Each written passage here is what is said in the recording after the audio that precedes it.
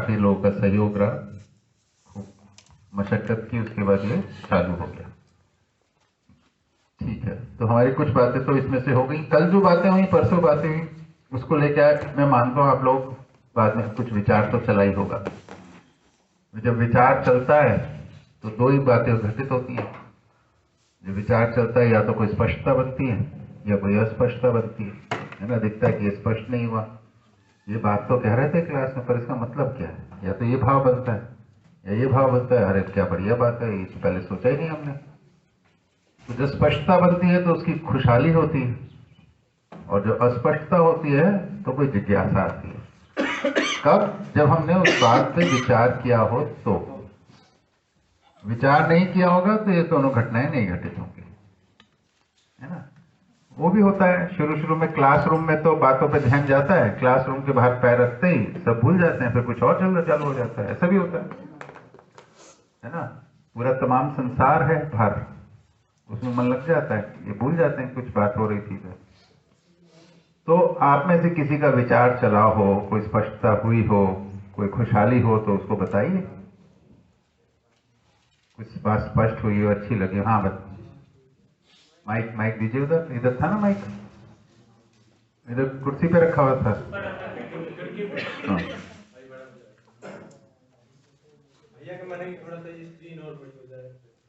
हाँ भैया आप आगे आओ ना थोड़ा। मेरा मतलब है, ऐसा निवेदन है, अभी भी बहुत जगह है, और कॉम्पैक्टली बैठ सकते हैं हम, और पास आ जाइए, स्क्रीन अच्छा दिखेगा। ये टेक्नोलॉजी हमारे पास है तो सही, लेकिन इसकी सीमाएं हैं कुछ।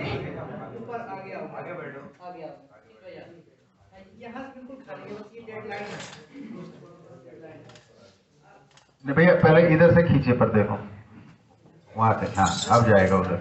अब उसको फैलाइए थोड़ा सा। हाँ अब इस पर्दे को भी इधर ले जाइए, इसको भी इधर ले जाइए। पूरे नहीं, पूरा लेके जाइए, नहीं तो नहीं जाएगा। हाँ ये रॉड वाले जो पर्दे होते हैं ना, रिंग वाले, उनके साथ ये तरीका है।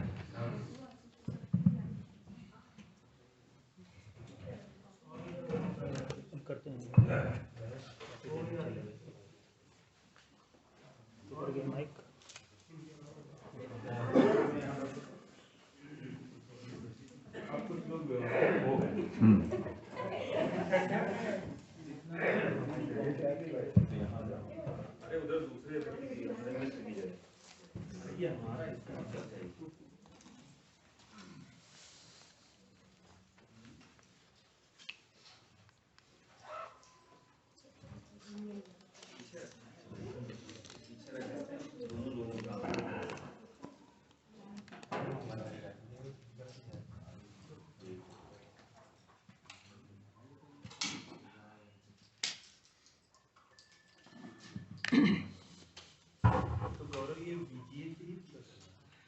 हाँ लीजिए, उसकी जरूरत नहीं पड़ी।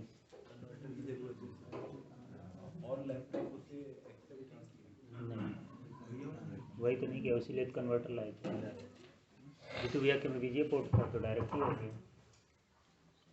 HDMI थोड़ा पीछे करें, हाँ पीछे कर लीजिए। हाँ भैया आप बताओ क्या बोल रहे थे आप। मेरा प्रश्न ये है, जानने और समझने में अंतर क्या है?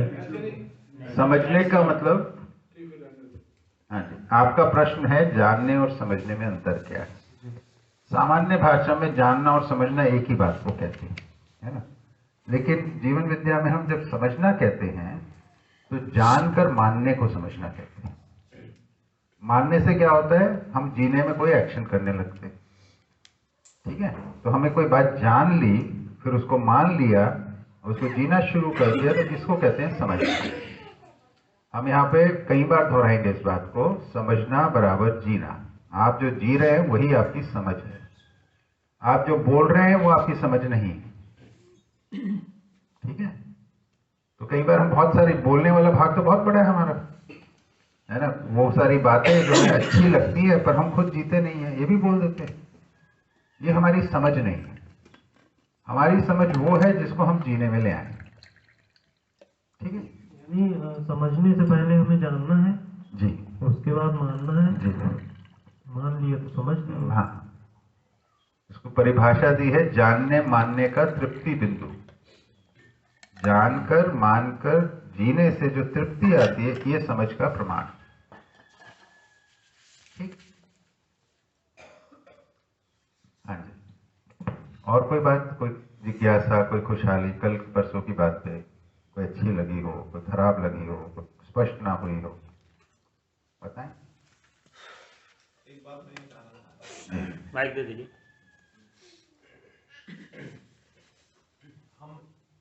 हम ऑन कर लीजिए। यदि मान लीजिए कि हम ये सारा कुछ जान गए, जिसको हम मान लिए, जान गए, मान लिए, अब आती है क्या कि हम उसको अपने व्यवहार में शामिल कर लिए, व्यवहार में भी शामिल कर लिए। ये हम मतलब सब अंत के बाद एक हमारे मन में प्रश्न आया, तो अब हमारा कर्तव्य क्या हुआ? हम किसी को अपने बारे में बतलाएं या इस विषय के बारे में बतलाएं? कोई आवश्यकता नहीं पड़ेगी। आपका जीना जो होगा उसका प्रभाव बनता है। आप तो आपसे लोग पूछेंगे आप ऐसा कैसे जी लेते हो, है ना? जब पूछेंगे तो आप बता सकते हो। आपको अपनी तरफ से बताने जाने की कोई जरूरत नहीं। कहा जाता है कि एक मनुष्य का जब जन्म होता है तो समाज के प्रति उसका कर्तव्य होता है, जी, चाहे वो आप उसमें इकोनॉमिकल भागीदारी होते हैं, हाँ। चाहे सांसारिक में आप जिस तरह से आपने कहा कि आप व्यवहार में लाएंगे, कोई पूछेगा तो आप उसको बता सकते हैं। तो यदि हम चाहते हैं एज ए सोशल वर्कर, यदि हम चाहते हैं कि हम किसी का मदद करें जी, और मान लीजिए तो हम कैसे स्टार्ट करें? बिल्कुल। तो अब हम चाहते हैं समाज के अंदर ये जो बात है ये स्थापित है ना, क्योंकि अच्छी हमने जी के देख लिया, प्रमाणित कर लिया, उपकारी है, तो फिर हमें व्यवस्था के स्वरूप को पहचानना होगा। तो शिक्षा व्यवस्था में इसको लेकर है ना, जैसे ये लोक शिक्षा का कार्यक्रम है ना, इसमें हम क्या करते हैं, हम जीवन विद्या का शिविर लगा रहे हैं। ठीक है, आप लोग सुनते हैं जीवन विद्या का शिविर, उसमें कोई 2-4 बिंदु होते हैं, इसमें वही बातें होती हैं, आप लोग क्या जाते हैं, इधर बात होती है। यहाँ पे किसी के साथ आग्रह नहीं है कि आप आके शिविर करो। जिसकी पात्रता होती है, आप लोग खोज ही रहे हो कुछ ना कुछ बातें ऐसी, है ना। आप देखो, कुछ लोग हैं जो संसार में मनोरंजन खोज रहे हैं, कुछ लोग हैं जो भोग को खोज रहे हैं, कुछ लोग हैं जो पैसा कमाने के तरीके खोज रहे हैं, कुछ लोग हैं जो और प्रकार के अय्याशी के तरीके खोज रहे हैं। आप लोग उसमें से नहीं हो, आप लोग कोई सार्थकता खोज रहे हैं। तो आपके कान पे कोई पाठ पड़ती है, कोई जीवन विद्या है, तो आपके अंदर जिज्ञासा होती है सहज रूप में कि अच्छा क्या चीज है भाई, ये तो नहीं सुना हमने, इसमें कोई नई बात है क्या, ऐसे ही सोच के आते हैं ना। तो ये आपकी पात्रता। तो जिसको समझ में आ गया, जिसने जी लिया, वो ऐसी घोषणाएं करता है जिससे जो पात्र लोग हैं वो उसको सुन के उनके पास सहज रूप में आते हैं। ये व्यवस्थित रूप में होता है, ये लोक शिक्षा के माध्यम से या औपचारिक शिक्षा के माध्यम से, स्कूल में, कॉलेज में, ये सबको किया जा सकता है व्यवस्थित विधि से। जो मेरा आशय था पहली बात बोलने का कि भाई हम जी लिए तो प्रमाणित करेंगे और हमारे व्यवहार से, आचरण से प्रभाव बनेगा, वो हमारे जो नजदीकी लोग हैं, हमारा परिवार है, हमारी मित्र मंडली है, इनके देखिए, कोई परिवार में भी बच्चों को छोटी उम्र में छोड़ दें तो उसके अलावा कोई एक दूसरे को ना समझने समझाने के रोल में देखता नहीं, भागीदारी के रोल में देखता है, पूरकता के रोल में देखता है, उपयोगिता के रोल में देखता है। पर जैसे आप पत्नी को समझाने की कोशिश करिए, वो बोलेंगे आप लेक्चर बंद करो, हमें आपके लेक्चर से मतलब नहीं है। ठीक है, ऐसे भाई बहन के साथ करोगे, मित्रों के साथ करोगे, यही भाषा सुनने को मिलेगी। उधर के लिए मेरा ऐसा मानना है, मेरी ऐसी स्वीकृति है कि वहां पे अपने आचरण का प्रभाव बनाए। उसके बाद जिनके अंदर वो पात्रता होगी उनके अंदर दिखेगा, अरे ये तो कुछ अलग होने लग गया इधर, ये कुछ सार्थक होने लग गया है, कुछ उपकारी काम होने लग गया इनके अंदर। तो सहज जिज्ञासा होगी कैसे हो गया भाई, तब उनको साथ आप साझा कर सकते हैं। तो समाज के साथ व्यवस्थित स्वरूप में, परिवार में आचरण के आधार पर, इन दोनों के सहयोग में आप इस उपकार को आगे बढ़ा सकते हैं, जो आप बोल रहे समाज में जो भागीदारी करने की हमारी इच्छा है। ठीक, और बताइए। अच्छा, इसमें अगर आप परिवार में आचरण के रूप में नहीं है तो तो आप व्यवस्था में जा नहीं पाएंगे। ये जोड़ के रखिए। अभी अधिकतर समाज सुधार परिवार की तरफ आंख मूंद करके होता है। परिवार की आवश्यकताओं को छोड़ देते हैं, जिम्मेदारियों को छोड़ देते हैं, उस विधि से करने की कोशिश करते हैं। तो वहां पे कुंठाएं होती है, पीड़ाएं होती हैं, फिर वो आके पकड़ती हैं हमको देर सवेर। जी भाई। सर अभी हमारे मित्र ने पूछा जानना और समझना। हाँ जी। आपने उसमें जोड़ा कि जानने के बाद हमको मानना है। जाने हुए को मानना है। जिस चीज को हम जानते हैं उसको मानते हैं, फिर माने क्यों? जानने के बाद मानना एक प्रकार का तो अलग हो गया। जिस चीज को हम देखे नहीं है और उसको हम लोग मान लेते हैं। मानना दोनों चीजों को हो सकता है। जिसको हम जानते हैं उसको भी मान सकते हैं, जिसको हम नहीं जानते हैं उसको भी मान सकते हैं। सुना आपने मैंने क्या कहा? जी सर। क्या कहा बताओ? जिसको जानते हैं उसको भी मानते हैं, जिसको नहीं जानते उसको भी मानते हैं। दोनों संभावनाएं हमारे पास। ठीक है। मानना एक क्रिया है। मानने की क्रिया क्या है कि ऐसा है, हमने अंदर बिठा लिया। अब ऐसा है बिठाने का आधार हमारे पास कोई हो या ना हो, फिर भी हम बिठा सकते हैं। और कई बार हम जांच परख करके अच्छा ऐसा ही है, उसको जांच परख करके भी बिठा सकते हैं अपने अंदर ऐसा ही है ना। तो जो जांच परख करके बिठाते हैं इसको बोलते हैं जानकर मानना, और बिना जांच परख किए बिठा लेते हैं उसे बोलते हैं बिना जाने मानना। अब बताओ क्या कहना चाह रहे हैं? बात तो सर वही पड़ी। क्या पढ़ी बताओ ना। जैसे एग्जाम्पल के साथ यदि समझाया जाए तो नहीं, एक मिनट। ये तो भी है। उनकी मूल जिज्ञासा क्या वो पकड़ में आएगी। मेरी मूल जिज्ञासा ये है, जैसे मोबाइल चल रही है। जी, आप आज ही आए हो ना शायद? हाँ हाँ ठीक, आज। हाँ। बोले बोले ऑन हो गए। मेरी यही जिज्ञासा है कि जैसे मोबाइल है जी। जिसको हम जान रहे हैं। मोबाइल को क्या जानते हैं? इसका इस्तेमाल करते हैं। जी इस्तेमाल करना जानना नहीं है उसे। जी सर। किसी चीज को पानी को जानते हो क्या? जानना मतलब किसी के बारे में अगर कुछ जानते हैं तो उसको मतलब जानना हो गया। जानने का मतलब क्या हुआ? जानते हैं तो जानना हो गया। ये तो एक ही बात बोल दी आपने। जैसे किसी के व्यक्तित्व के बारे में पता है तो आप उसको जानते हैं। जैसे हमारा कोई मित्र है, हमने कुछ एक दो लक्षण पहचान लिए किसी के बारे में। मान लीजिए मैं ज्यादा बोलता हूँ, आपने बोल दिया, तो क्या आप मेरे को जान गए क्या? नहीं नहीं जानेंगे। पूर्ण रूप से तो किसी को कोई नहीं जानता। तो किसी को जानने का अर्थ क्या है? जानने की क्रिया क्या है? इसको पहले हमको इसको समझना पड़ेगा। जानना किसे कहते हैं, जी मानना किसे कहते हैं? यही मेरा सवाल था। हाँ हाँ, वो कल बात हुई थी हमारी, मैं आपके लिए दोहरा देता हूँ। हाँ, तो जानने का अर्थ होता है कि एक पूरी व्यवस्था को जानना, उसके संदर्भ में उस इकाई की भूमिका को पहचान लेना। यानी उस इकाई की, जैसे पेड़ है, पेड़ का कुछ क्रियाकलाप है, ये क्रियाकलाप कैसे पूरी व्यवस्था में इसकी उपयोगिता है, इसको जानना कहते हैं पूरा। ठीक है। तो जानना पूरा कहां होता है? इकाई के साथ, उसकी भागीदारी के साथ उसको जानना होता है। उसमें उसकी व्यवस्था और उसके नियमों को पहचानना पड़ता है। धीरे धीरे आगे बात बढ़ाएंगे तो इसकी और स्पष्टता बनेगी आपके अंदर जानने के बारे में। तो पूरी व्यवस्था, जैसे धरती एक पूरी व्यवस्था है। अब उस पूरी व्यवस्था में पेड़ की क्या भूमिका है, पानी की क्या भूमिका है, नदी नाले की क्या भूमिका है, तालाब की क्या भूमिका है। अभी हम बोलते हैं पानी है, पानी तो हम जानते हैं, पीते हैं, रोज जानवर पीता है, इतना हम जानते हैं। अगर हम पानी को जानते होते तो पानी को बर्बाद नहीं करते।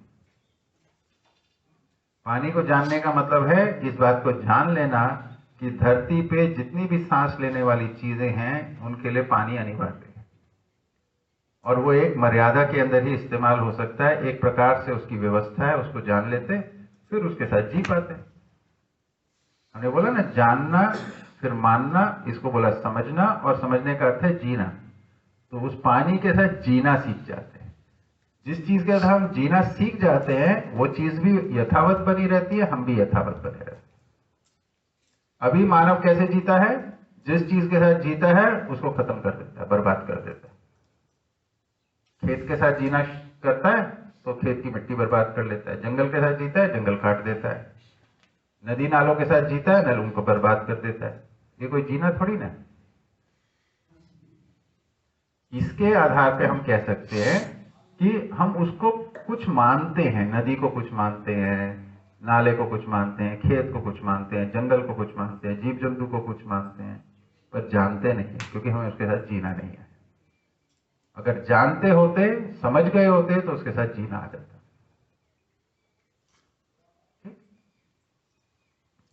और बताइए।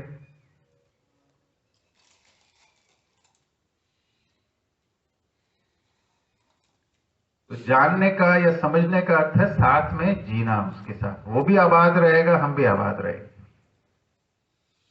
आप और हम साथ जिएंगे तो आप भी आबाद होने चाहिए, मैं भी आबाद होना चाहिए, तब तो हम एक दूसरे को जाने ना।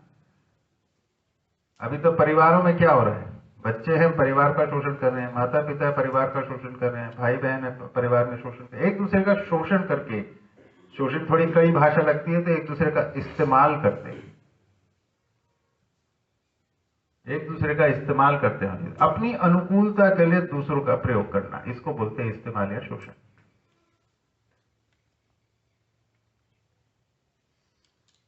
ये अभी सब जगह पे घटित हो रहा है।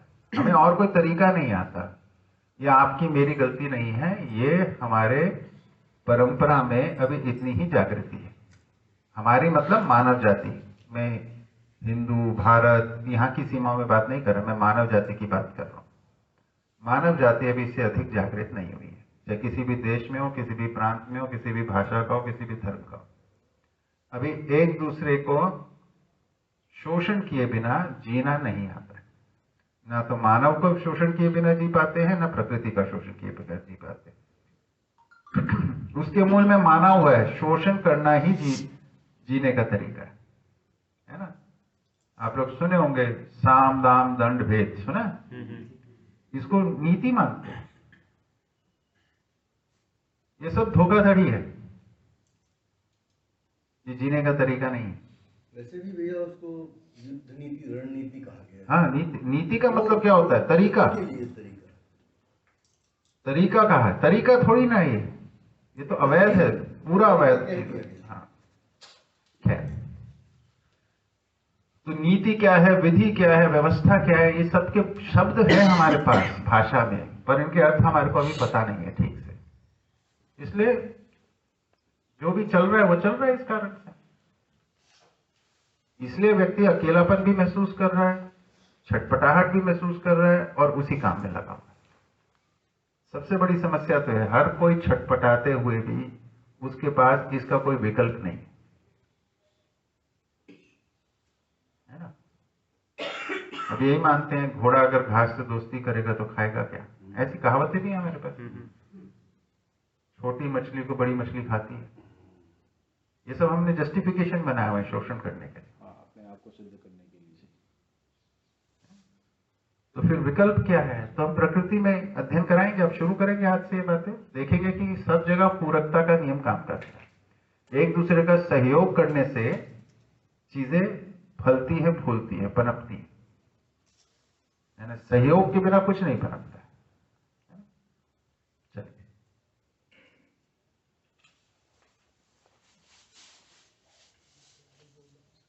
ये सब बातें हमारी हो चुकी हैं, है ना। आप एक बार देख लो।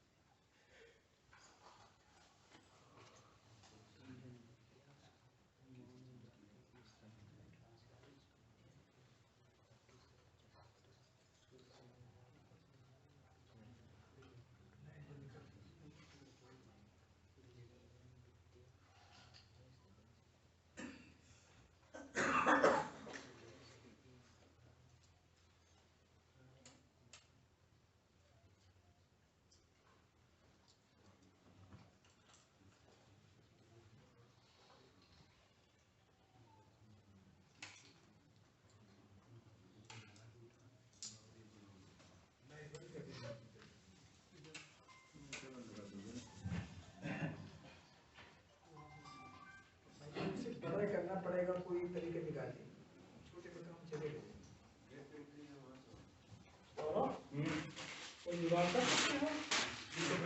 इसको नीचे करके थोड़ा ऊपर कर दो ना, बड़ा हो ही जाएगा। बड़ा तो हो ही जाएगा। टेबल नीचे रख दो। इसके नीचे कोई वो भी दोनों चीजें हो जाएंगी, वो रिमोट से सुनो ना, इसका बड़ा सिंपल तरीका है, मैं कुर्सी उधर लगा लेता हूँ, उसको नहीं बैठ के करता हूँ, लैपटॉप उधर हो जाएगा, इसका पोर्ट इस तरफ है, तो ये थोड़ा आराम से हो जाएगा फिर। अब उसको उठा दिए, थोड़ा सा उठा दिए और ऊपर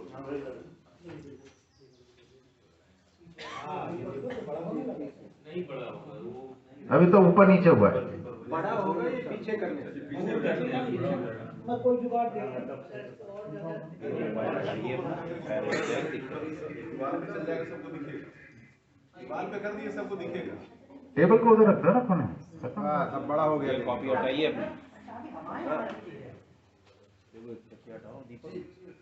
क्या है उसको उधर रहने दो। हाँ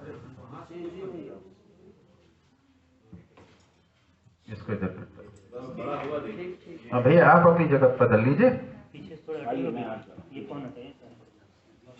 वो उसके नीचे से वो ज्यादा कर दिया मोटा ऊंचाई, उसको ठीक कर दिया। हाँ फोन उठाइए, फोन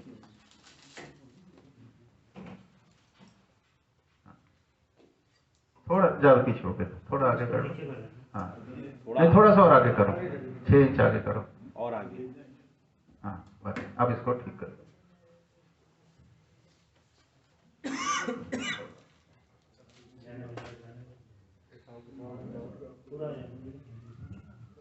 नीचे छुआ दीजिएगा और थोड़ा दे दीजिए और थोड़ा। अब दिखते ना? स्क्रीन पे कोई काला दाग पड़ा हुआ है वो, ये लगा जरा यूएसबी पोर्ट पे लगा दो, मेरे को दिख नहीं रहा काले।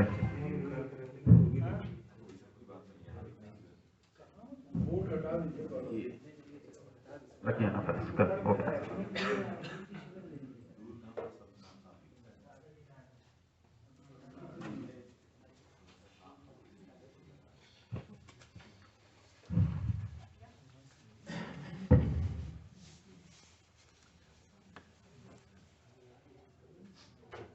ठीक है जी, है ना?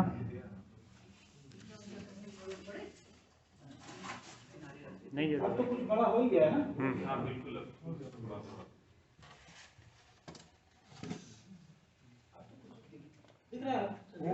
जी ठीक है, तो ये बात तो हो गई हमारी कल आराम से, है ना? इसके आगे तो ये सहअस्तित्ववादी विचार व्यवहार कार्य के लिए प्रस्ताव है ना? सहअस्तित्व का अर्थ कल बताया था, है ना? प्रत्येक एक स्वयंत्व सहित व्यवस्था समग्र व्यवस्था में भागीदार। ये सारी प्रेजेंटेशन आपको दे दूंगा, फोटो खींचने के चक्कर में मत रहिए, हमारे यहाँ कोई कॉपीराइट नहीं है, सब मिल जाता है। हाँ ठीक है, यह प्रयोजनपूर्ण, प्रयोजन का मतलब होता है वो उद्देश्य जिसमें सर्वशुभ हो, उसको प्रयोजन कहते हैं, है ना? सबका भला जिसमें हो उसको प्रयोजन कहा है। अपने व्यक्तिगत उद्देश्य भी होते हैं, पर ऐसा उद्देश्य जो सबके भले के लिए हो उसको प्रयोजन कहा जाता है ना? तो यह प्रयोजनपूर्ण तर्क संगत शिक्षा विधि से अनुभव अर्थात समझने प्रमाणित करने के लिए प्रस्ताव है। ठीक है, तो समझने के लिए और समझकर प्रमाणित करने के लिए प्रस्ताव है। किस चीज के, किस विधि से? प्रयोजनपूर्ण तर्क संगत शिक्षा विधि से मानवीयतापूर्ण आचरण द्वारा समाधान समृद्धि को प्रमाणित करते हुए सुख शांति पूर्वक जीने का प्रस्ताव। ठीक है, आपको जांचना कि अगर क्या ऐसा आप जीना चाहेंगे? अस्तित्व सहज सहअस्तित्व रूपी व्यवस्था में स्वयं को एवं मानव परंपरा को सहअस्तित्व के अर्थ में जानने, मानने, पहचानने एवं निर्वाह करने का प्रस्ताव, है ना? तो स्वयं को भी जानना है, अस्तित्व को भी जानना है, मानव परंपरा को भी जानना मानना है? सबको जानना, मानना, पहचानना एवं निर्वाह करने का प्रस्ताव। क्या नहीं है, ये कल बात हो गई थी। ये कोई संप्रदाय नहीं है, ये किसी भी पारंपरिक दर्शन, विचारधारा अथवा पंथ, मत, धर्म पर आधारित नहीं है। ये धनार्जन अथवा यशार्जन का माध्यम नहीं है, यानी पैसा कमाने के लिए और नाम कमाने के लिए ये आधार नहीं है ना, माध्यम नहीं बन पाएगा। ये अनुयायी बनाने या गुरु बनने बनाने का कार्यक्रम नहीं है ना? तो आपको ना फॉलोअर बनाने मिलेंगे, है ना ही आप गुरु बन पाएंगे, ना ही आप किसी के चेले बन पाएंगे। इसमें ये आंदोलन या आंदोलित करने का कार्यक्रम भी नहीं है। ठीक है, जीवन विद्या के सभी शिविर सामाजिकता में सामाजिकता से सामाजिकता के लिए धन मुक्त विधि से प्रस्तुत किए जाते हैं। तो इसमें पैसे का कोई आदान प्रदान नहीं है इस शिक्षा के काम के लिए। ठीक है, इसी क्रम में यह शिविर भी प्रस्तुत है। ठीक है, इतनी बात कल हो गई थी हमारे आप लोगों के साथ। ठीक, जी।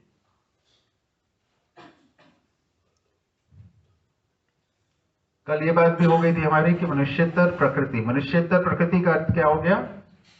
पूरी प्रकृति में मनुष्य भी भाग है। तो अगर मनुष्य को हटा के संपूर्ण प्रकृति को देखते हैं, शेष प्रकृति को देखते हैं, तो उसको नाम देंगे मनुष्यतर प्रकृति।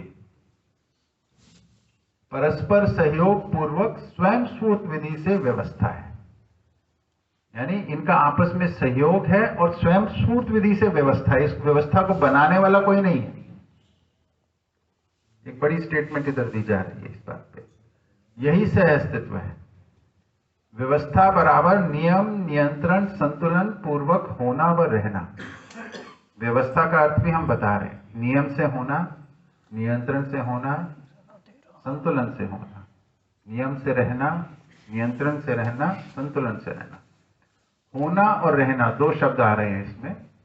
होने का मतलब है जैसे हमारा जन्म हो जाता है, जन्म होने के बाद हम जीते हैं, जीने में हम निर्णय लेते हैं तो हम रहते हैं। फिर हम सहयोग पूर्वक भी रह सकते हैं, असहयोग पूर्वक भी रह सकते हैं। हम मैत्री पूर्वक भी रह सकते हैं, हम अमैत्री पूर्वक भी रह सकते हैं। तो रहने में हमारा निर्णय रहता है। ठीक है, होने में हमारा कोई निर्णय नहीं है। होना तो प्रकृति प्रदत्त विधि से हो जाता है।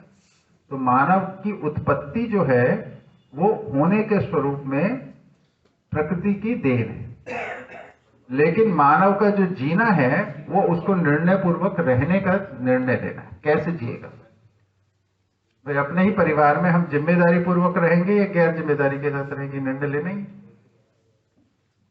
है ना। अपने ही संबंधियों के साथ विश्वास पूर्वक रहेंगे या धोखाधड़ी के साथ रहेंगे। जी भैया, नियंत्रण को थोड़ा सा। हाँ बता, अभी मैं होना और रहना बता रहा हूं, फिर नियम, नियंत्रण, संतुलन तीनों बता देता हूं। ठीक है, तो रहने का मतलब होता है आचरण। मानव के पास ही अधिकार है अपने आचरण को तय कर सकता है। बाकी सब इकाइयां पहले से ही प्री प्रोग्राम्ड है, मतलब उनका आचरण पहले से सुनिश्चित है, प्रकृति ने सुनिश्चित किया हुआ है। उनके शरीर के आधार पर वो निर्धारित हो जाता है। सांप जो है वो सांप का ही आचरण कर सकता है और कोई आचरण नहीं कर सकता। चूहा है, चूहे का ही आचरण कर सकता है। कौवा, कौवे का ही आचरण कर सकता है। मनुष्य को सोचना पड़ता है कि मैं मानव का आचरण करूं कि अमानव का आचरण करूं। हमें तय करना है ये बात। मैं मनुष्य की तरह जीऊं या जीवों की तरह जीऊं, मार काट करता हुआ, ये हमें तय करना है। तो रहने का निर्णय आप और हमको लेना है, मनुष्य को लेना है। होने के रूप में हम सब हैं ही, और अगर हम इसका परिणाम क्या है? अगर हम रहने को ठीक से व्यवस्थित नहीं करते तो हमारे होने पे भी संकट लग जाता है। प्रश्न चिन्ह जो संकट अब धरती पे लगने लगा है कि हम प्रदूषण से मरेंगे, कि धरती के ऋतु असंतुलन से मरेंगे, कि अपने परमाणु युद्ध करके मरेंगे। अब सब वैज्ञानिक ये भविष्यवाणी करने लगे हैं कि कुछ वर्षों में मानव जाति भी यहां से एक्सटिंक्ट हो जाएगी, विलुप्त हो जाएगी। कोई बोलता है 50 साल में, कोई बोलता है 100 साल में, कोई 200 साल में, कोई 500 साल में। नंबर का ही एक भेद है। मनुष्य जाति को टाटा बाय बाय बोलना ही है। ये सबने निष्कर्ष निकाल ही लिया, क्योंकि दिख रहा है कि हम जिस तरीके से जी रहे हैं विनाश की ओर ले जा रहे है ना। तो हमारा रहने का स्वरूप अव्यवस्थित है। ठीक है, इस निष्कर्ष तक तो समाज, मानव परंपरा पहुंच चुकी है। आप लोगों ने भी सुना होगा, अखबार में, मीडिया में, इंटरनेट पे, सब जगह इस बात को काफी लोग बोलते रहते हैं। अब ऐसा सोच के अच्छा लगता है क्या? हम अपनी करतूत से अपने को ही खत्म कर रहे हैं। कालिदास बुद्धि है ना। अपने ही जंगल काट रहे हैं, अपने ही नदी नाले बर्बाद कर रहे हैं, अपनी हवा का प्रदूषित कर रहे हैं। कभी मेरे को बांध आने के लिए दिल्ली से ट्रेन पकड़नी थी। उस दिन वहां पे 800 से ऊपर AQI था, है ना। 100 के ऊपर जाता है तो खतरे की घंटी है। वो 800 था, 8 गुना ज्यादा। धुआं ही धुआं, सबको बीमारी होती जा रही है, पर उसके बावजूद भी सबको दिल्ली में ही रहना है। क्यों? पैसा कमाने के लिए। सारे कमाई तो सब शहरों में ही है, तो सभी लोग गांव छोड़ के शहर भाग रहे हैं। सब मुद्दे जुड़े हुए हैं। खैर, अब आते हैं नियम का अर्थ क्या है। नियम का अर्थ होता है जो नियम, यहाँ पे हम जो बोल रहे हैं प्राकृतिक नियमों की बात करें, प्राकृतिक नियंत्रण की बात करें और प्राकृतिक संतुलन की। इधर भाषा हम उसको देते हैं अस्तित्व सहज नियम, अस्तित्व सहज नियंत्रण, अस्तित्व सहज संतुलन। इसका मतलब क्या है कि इसमें किसी का हस्तक्षेप नहीं है, बाहरी ताकत का। कल्पना क्या की गई है पहले कि आसमान में कोई बैठा हुआ है, वो सब चीजों को ठीक ठीक करता रहता है ना। ईश्वर की जो पहले कल्पना की गई वो क्या की गई कि वो चीजों को ठीक से बना के रखता है। तो ऐसा हम कह रहे हैं, ऐसा नहीं है। प्रकृति का स्वभाव ही है व्यवस्थित रहना, उसको किसी को बाहर से आके ठीक करने की जरूरत नहीं। और प्रकृति में मनुष्य ही है जिसको ये निर्णय लेना है कि उसे ठीक से रहना है कि नहीं रहना है। जब वो ठीक से नहीं रहता है, उसके परिणामवश उसी के ऊपर अपने आप पे संकट लग जाता है ना। जैसे आप भरे ट्रैफिक में, है ना, पैदल चलना शुरू कर दो हाईवे के ऊपर बीच में, तो क्या होगा? थोड़ी देर में एक्सीडेंट हो ही जाएगा, है ना। इसमें कोई बड़ी बात थोड़ी ना। आप अगर समझदार होगे तो किनारे पे चलोगे, एक्सप्रेसवे के बीच में नहीं चलोगे, ठीक है। तो नियम को पहचानना, व्यवस्था को पहचानना, क्या सही है क्या गलत है, ये आपको हमको ही निर्णय लेना है, नहीं तो उसका परिणाम आपको हमको मिलना ही। सामान्य सी बात है, कोई आप पौष्टिक भोजन करेंगे तो शरीर स्वस्थ रहेगा, अपौष्टिक करेंगे तो शरीर अस्वस्थ होगा। ये नियम है, इसमें क्या सोचने की है? इसमें कोई तर्क कुतर्क की कोई बात ही नहीं। भाई आप मतलब शुद्ध जल पिएंगे तो स्वस्थ रहेंगे, अशुद्ध जल पिएंगे तो अस्वस्थ होंगे। इसमें कोई तर्क है? क्या लगा सकता है कोई तर्क इसमें? सामान्य सी बात है। तो ये निश्चित है ये चीज, तो निश्चित आचरण ही नियम है। जैसे पानी जो है प्यास बुझाता है, ये उसका निश्चित आचरण है। आदमी की भी प्यास बुझाता है, जीवों की भी प्यास बुझाता है, पेड़ पौधों की भी प्यास बुझाता है। पानी का जो उपयोगिता है वो निश्चित है प्यास बुझाने के, है ना। हर प्राण संचार जहां पे भी हो रहा है वहां पे पानी प्यास बुझाने का काम करता है, ये उसका निश्चित आचरण है। तो पानी का नियम क्या हो गया? प्यास बुझाना। निश्चित आचरण ही नियम है। ऐसे ही जैसे केंचुआ है, वो नीचे से छेद करके ऊपर आता है, नीचे की मिट्टी को खा के उसको ऊपर लाता है। ये काम वो निश्चित आचरण के रूप में करता था। ये नियम है। केंचुआ है तो नीचे से मिट्टी को ऊपर लाएगा, निरंतर यही करता रहेगा, है ना। ऑक्सीजन जैसे एक पदार्थ है, वो शरीर में जाके शरीर को बल देती है, ये उसका नियम है। तो हर चीज का अपना निश्चित आचरण है, वही नियम है। इस बात को हमें पहचानना है। इससे जुड़ी हुई जो बात है मनुष्य का निश्चित आचरण क्या है, ये अभी तक हमने नहीं पहचाना। तो जब अनुकूलता होती है हम एक प्रकार का आचरण करते हैं, जब प्रतिकूलता होती है अलग प्रकार का आचरण करते हैं। आप लोग इतने अच्छे से बैठे हुए क्योंकि बहुत सारी अनुकूलताएं मिलेंगी। अब मान लीजिए इधर अनुकूलता ना हो, फिर हमारे सबके अपने अपने व्यक्तित्व अनुसार हमारी प्रतिक्रियाएं होगा कि नहीं होगा। तो अनुकूलताओं में हम एक प्रकार का आचरण करते हैं, प्रतिकूलताओं में अलग प्रकार का आचरण करते हैं। हमारी कोई स्थिरता नहीं, हमारा कोई निश्चित आचरण नहीं, यानी हमारा कोई नियम नहीं है। मानव ने अपने नियम को नहीं पहचाना है। मानव ने अभी तक जो थोड़ा बहुत नियम पहचाना है वो भौतिक रासायनिक संसार में पहचाना है कि भाई लोहे के साथ वो लगने से, पानी लगने से जंग लग जाता है, इस बात को हम पहचानते हैं। अम्ल के अंदर धातु डाल दोगे तो गल जाएगी, इस नियम को पहचानते हैं, है ना। तो भौतिक और रासायनिक संसार के कुछ नियमों को पहचाना है, पर प्राण संसार के, जीव संसार के और ज्ञान संसार के नियमों को ठीक से नहीं पहचाना। इसलिए हम प्राण संसार के साथ भी ठीक से जी नहीं पा रहे जीव संसार के साथ भी ठीक से जी नहीं पा रहे, और मानव संसार यानी ज्ञान संसार के साथ भी हम ठीक से जी नहीं पा रहे। ये देखने को मिलता है। ऐसा हुआ किस कारण है? इसका कारण यही है कि हम मानव जो है वो समझने के लिए पैदा हुआ है। मानव का जो जन्म हुआ है वो समझने के लिए, समझदारी पूर्वक जीने के लिए हुआ है। मानव का सभी का हुआ जन्म, तो जी सभी का हुआ जन्म, पेड़ पौधे सभी का समझने के लिए, तो वे तो हमारा समझ के मानव ही नहीं समझ पाए। तो समझने का मतलब क्या होता है? अभी थोड़ी देर पहले बात हुई, समझने का मतलब क्या होता है? क्या जानते हो आप समझने से? ज्ञान हुआ, संबंध हो। तो शब्द हो गया ज्ञान, मतलब क्या है? क्रिया, जैसे बोलते हैं ना मतलब, है ना। जैसे मैं बोलूं खाना, खाना खाने का मतलब क्या? बोलो कि कोई चीज होती है, कोई उसको मुंह में डालते हैं, चबाते हैं, निकलते हैं, इसको खाना खाना कहते हैं। क्रिया से पता चलता है मतलब, है ना। तो समझने का मतलब क्या है? कोई पेड़ समझने की क्रिया में दिख रहा है आपको? या कुत्ता जो है समझने के लिए करता हुआ दिख रहा है कोई प्रयास? यहाँ पे तो बहुत सारे हैं, मुर्गी है, बकरी है, गाय है, भैंस है, कोई समझने के लिए कुछ कर रहा है? जैसे आप लोग बैठे हैं इधर समझने की कोशिश कर रहे हैं। तो पेड़ पौधे समझने की क्रिया में नहीं, ठीक है। खनिज संसार समझने की क्रिया में नहीं है। जीव जंतु पशु पक्षी ये समझने की क्रिया में नहीं। समझने की आवश्यकता केवल मानव को है।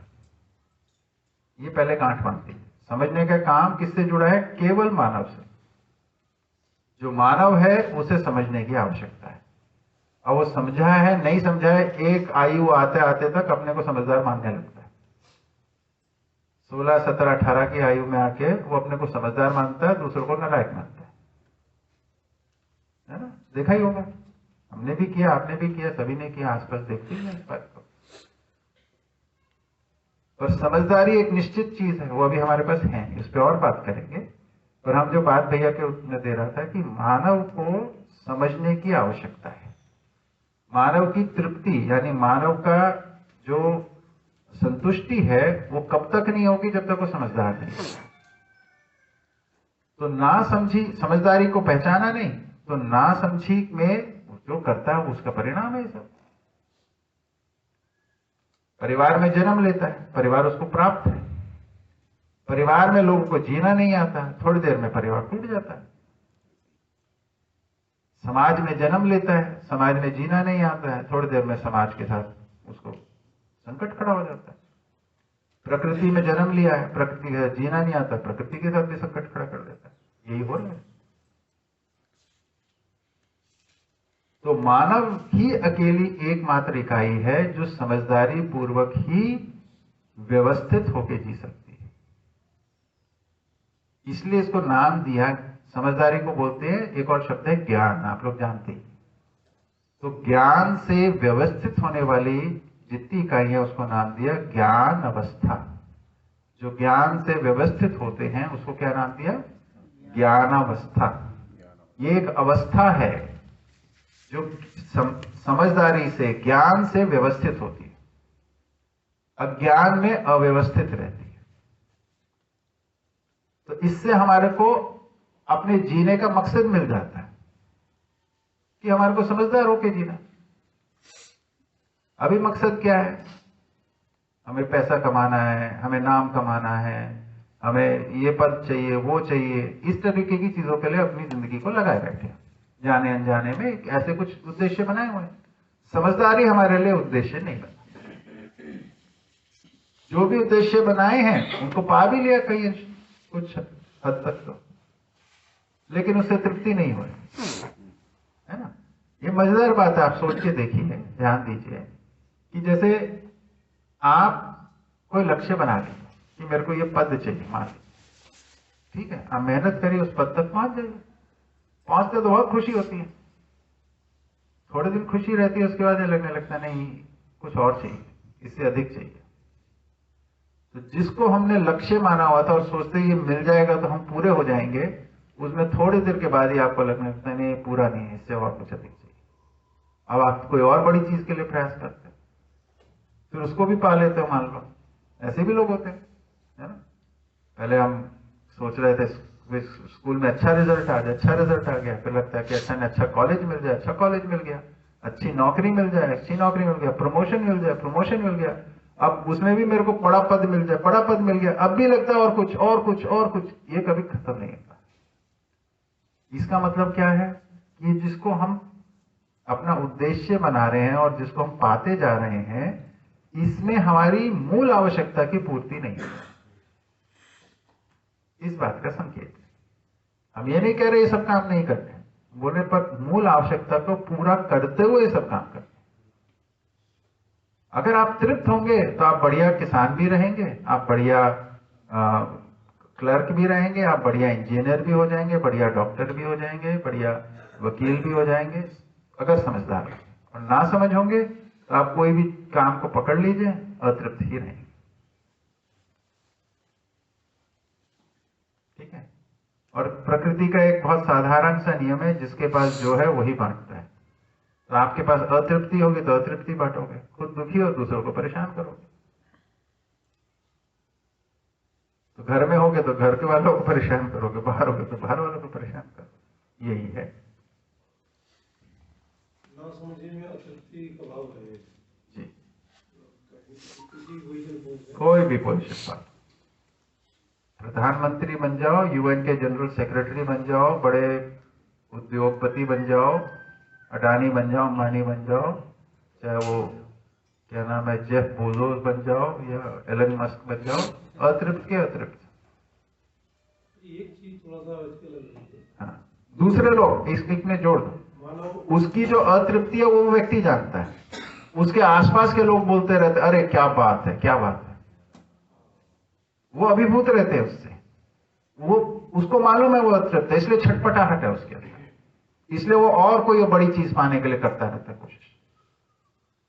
एक चीज थोड़ा सा मानव को ही एक ऐसा गुण दिया है जिसमें समझदारी का गुण है, मानव को प्राप्त है, मतलब समझ प्राप्त कर सकता है वो, बाकी जीवों में ये गुण नहीं है। हाँ, उनको समझ की आवश्यकता नहीं, आवश्यकता नहीं है या इसलिए उनमें गुण नहीं है। जी, वो इसीलिए गुण दिया है, दिया नहीं है, गुण है। इसमें हाँ प्रकृति प्रदत्त है जो, हाँ, प्रकृति प्रदत्त है, गुण है। लेकिन ये जो है समझदारी गुण दिया है, वो जीवन पर्यंत व्यवहार ना समझ के करता है, ना समझी में। जब समझदार हो जाता तो समझदारी का करता है। भाई ये तो आप अपने जीवन में झांक सकते हो ना, जिस जिस मुद्दे पे कुछ समझदारी आपको है वहां पे आप तो ठीक से निभा लेते हो, जिन मुद्दों पे नहीं है वहां पे तो उल्टा उटपटांग हो ही जाता है ना। ये थोड़ा सा विरोधाभास ये है कि समझदारी का गुण इसी में है, यही प्रकृति के साथ ज्यादा छेड़छाड़ करता है। समझदार होने की क्षमता इसमें है, क्षमता। क्षमता शब्द का मतलब होता है पोटेंशियल, संभावना। संभावना, समझदार होने की संभावना के साथ जन्म लेता है। अब समझदारी तो मुद्दा ही नहीं है हमारे परंपरा में, मानव परंपरा में, न घर में है, न परिवार में है, न समाज में है, अड़ोस पड़ोस में, न स्कूल में, न कॉलेज में, न नौकरी की जगह, न सरकार में, कहीं पे भी समझदारी कोई मुद्दा ही नहीं है। तो समझदार, कभी समझदार होना कोई लक्ष्य ही नहीं मिलता, इसमें कोई बातचीत ही नहीं होती। मैं यहाँ पे पहली बार कर रहा हूं, आप लोग को अटपटा लग रहा है, विरोधाभास लग रहा है, क्योंकि सब जगह से सूचनाएं समझदार, अपने को मान रखे हम सब समझदार हैं। हम मानते हैं बच्चा जब 16, 17, 18 साल का हो गया तो समझदार हो गया, आयु से समझदार हो जाता है। मानते कि नहीं मानते? समझदारी को मैं इतना समझा हूँ आपके कल और आज से जी, समझदारी से पहले हमको जानना होगा, जी, समझदारी के लिए जानना होगा। क्या आवश्यक है जानना। हाँ, और जानने में दो चीजें हैं, अपना रोल, मेरा क्या रोल है, और मेरी क्या उपयोगिता है उसमें, हाँ, पूरी व्यवस्था में। हाँ, पूरी व्यवस्था को भी जानना पड़ेगा, इसलिए व्यवस्था को जानना पड़ेगा, जी, उस व्यवस्था में मेरा रोल क्या है जी, और मेरी क्या उपयोगिता है। बिल्कुल बिल्कुल व्यवस्था बिल्कुल व्यवस्था बिल्कुल, है क्या, हाँ तो उसमें मेरा रोल क्या है जी, और मेरी उसमें उपयोगिता क्या है, जी, बिल्कुल ये जान लेंगे, यहाँ से फिर समझदारी जी, स्टार्ट होगी। जी, बिल्कुल। तो अभी तो ये मुद्दा ही नहीं है ना। अभी तो क्या होता है, मेरा मन कर रहा है, आज मेरा मन कर रहा है कि मेरे को ऐसा करना है, वैसा करना है, तैसा करना है, तो हमारे मन में कुछ भाव बनता है। किसी के मन में भाव बन जाता है मेरे को ये पढ़ाई करनी है, किसी का मन होता है मेरे को ये घूमकर आना है, किसी के मन में भाव बन जाता है मेरे को ये देखना है ना, ये खेलना है, ये पाना है या छोड़ना है, ऐसे भाव बनते रहते हैं। इन भावों के आधार पर जिंदगी जीते रहते हैं हम लोग। कुछ भाव होते हैं थोड़ी देर के लिए रहते हैं, कुछ भाव लंबी देर तक रहते हैं। एक तृप्ति का उदाहरण हो गया, यहाँ जो दो उदाहरण जो है। नहीं, पहले ये वाली बात जो भाव वाली बात हुई, ये पहुंची आप तक? अभी जीते कैसे हैं? हमारे मन की जो स्थिति है उसमें कुछ भाव बनते हैं, उन भावों के आधार पे हम कोई निर्णय ले लेते हैं और उन निर्णयों को जीते रहते हैं। इसमें हमारी जिंदगी बीतती है। इसको देखने की जरूरत है। देखिए, कभी भी हमारे को कोई भी कोर्स करेक्शन करना है, कोई भी सुधार करना है, तो पहले अपनी यथास्थिति को पहचानना जरूरी है। हम कहाँ खड़े हैं ये जानना जरूरी है। आज हमारे अंदर क्या घटित होता है पहले इसको देखना जरूरी है। तो आप देखिए, आपके अंदर अलग अलग परिस्थिति में अलग अलग भाव बनते हैं। जैसे परिवार में जाते हैं, एक भाव से रहते हो, कभी खुशहाली के भाव से होते हैं, कभी परेशानी के भाव से होते हैं। जो भी भाव से गए परिवार में, उसके हिसाब से कुछ निर्णय ले लेते हो, कुछ क्रिया करते हो। हाँ, इसी हिसाब से सारा जिंदगी हमारी रिएक्शन में बीत रही। बाहर से प्रभावित हो रहे हैं, उससे हमारे भाव बदलते जाते हैं। हमारे को बड़ा गुस्सा होता है, कोई हमारी सेवा कर देता है, भाव बदल जाता है। हमारा मन ठीक ठाक है, सामान्य है, किसी ने कुछ उठपटांग बोल दिया, हमारा भाव बिगड़ जाता है। अपने भाव पे हमारा नियंत्रण नहीं है। जैसा भाव वैसा विचार हो जाता है फिर, है ना। वे आपका कोई आपको लगे मेरा बड़ा सम्मान करता है, ये भाव जैसी बनता है तो उसके साथ सहयोग वाला भाव आ जाता, क्रिया करनी शुरू कर देते हैं। ये भाव बन गया कि ये मेरा अपमान करता है, इसने मेरा अपमान किया, तो विचार इसको मैं कैसे ठीक करूं, इसको कैसे सबक सिखाऊं, ये वाली क्रिया में लग जाते हैं। तो हमारा भाव हमारे विचारों को नियंत्रित करता है, हमारे विचार हमारे कर्म को नियंत्रित करते हैं। भाव कैसे बन रहे हैं? परिस्थिति जन्य है। ये किसी परिस्थिति में कोई भाव बन जाता है, किसी में कोई, इसमें हमारा कोई नियंत्रण नहीं रहा। तो भाव भी नियंत्रित किया जा सकता है? भाव ही नियंत्रित करना है, यही हमारा लक्ष्य है। आप कह रहे हैं कि एक ही बात पूरी, आप ये कह रहे हैं कि एक निश्चित भाव में ही रहें। भाव अलग प्रकार के हैं, व्यवस्थित भाव, अव्यवस्थित भाव। करेंगे उसकी बात अच्छे से, करेंगे, अच्छी डिटेल में जाएंगे उसकी। उनको यहाँ पे मूल्य कहते हैं, मूल्यों को समझेंगे यहाँ पे। विश्वास एक मूल्य है, एक व्यवस्थित भाव है। सम्मान, स्नेह, प्रेम, वात्सल्य, ममता, श्रद्धा, ये सब व्यवस्थित भाव है। इनको अर्जित करना पड़ता है अपने में, उनको स्थापित करना पड़ता है अपने में। एक बार स्थापित हो जाते हैं तो जिंदगी को स्थिरता के साथ जिया जा सकता है। इनको स्थापित भी किया जा सकता है। हाँ, अभी तो प्राण प्रतिष्ठा पत्रों में करते हैं ना। हाँ। मूल्य प्रतिष्ठा जीवन में होती है हमारे, उससे सुख मिलता है।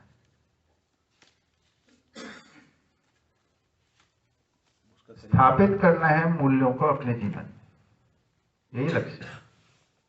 उसके तरीके हैं, उसकी विधि है।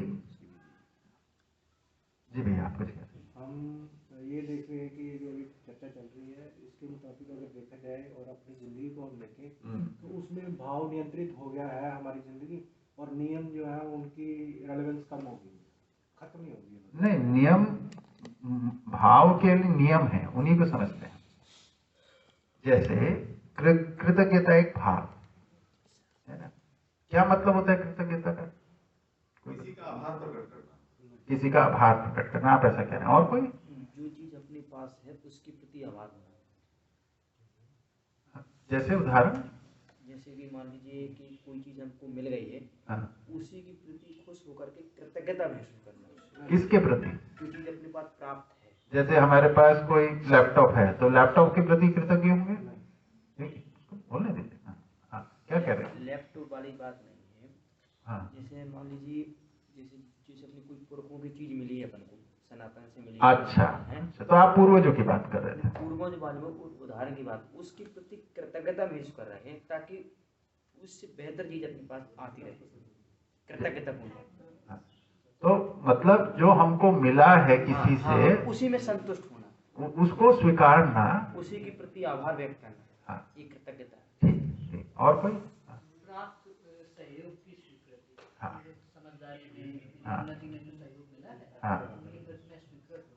हाँ, कोई काम में साथ में दोस्त यार बड़े हाँ, जो भी हैं, उन्होंने किसी भी कार्य में सहायता या किसी भी सहयोग हुए तो उसके प्रति आभार व्यक्त किया, हाँ, यही कृतज्ञता है। हाँ, हमारे जीने में किसी भी प्रकार से कोई सहयोगी है, हाँ, कृतज्ञता करेगा। ठीक। तो अब ये बताइए, जो सब मोटी मोटी बातें ये निकल के आ रही है, जो बड़ी अच्छी भाषा जीतू भाई ने बोली कि भाई जो हमको सहयोग मिलता है उसको स्वीकार लेते हैं और उसको व्यक्त करते हैं, उस स्वीकृति को कि भाई आपने हमको सहयोग दिया, इसको कृतज्ञता कह रहे हैं। चाहे वो पूर्वज हों, चाहे हमारे साथी सहयोगी हों, चाहे हमारे समाज के लोग हों, कोई भी हो, किसी से भी सहयोग। ठीक। तो ये बताइए, माता पिता से सहयोग मिला? हाँ जी, मिला है। ठीक है, तो उनके प्रति कृतज्ञता है। अच्छा, अब ईमानदारी से सोचिए, मेरे को बताना नहीं, किसी को बताना है, माता पिता के प्रति भाव क्या है? तृप्ति का भाव है या अभी भी शिकायत बची है? जी, बढ़िया, सोचिए अपने अंदर। हम देखेंगे हम में से काफी लोगों के अंदर माता पिता के प्रति शिकायत है, ऐसा क्यों नहीं किया, वैसा क्यों नहीं किया, ये भी तो कर सकते थे, वो भी तो कर सकते थे, इस तरह की बहुत सारी बातें होंगी। अच्छा, वो सही बात है, उन्होंने बहुत सारी चीजें नहीं की जो आपकी अपेक्षाएं बहुत सारी पूरी नहीं होंगी, इसमें कोई वो नहीं है, पर उन्होंने बहुत सारी ऐसी चीजें भी की हैं जो उन्होंने की हैं। आपका पालन पोषण किया है, आप बचपन में जब जन्म होता है जिस शिशु का, वो अब एकदम असहाय होता है, मतलब उसको छोड़ दो तो मर जाएगा, है ना। तो अगर आप जिंदा हैं, यानी बचपन में आपकी बहुत देखभाल हुई है, ये सहयोग तो उन्होंने दिया ही है।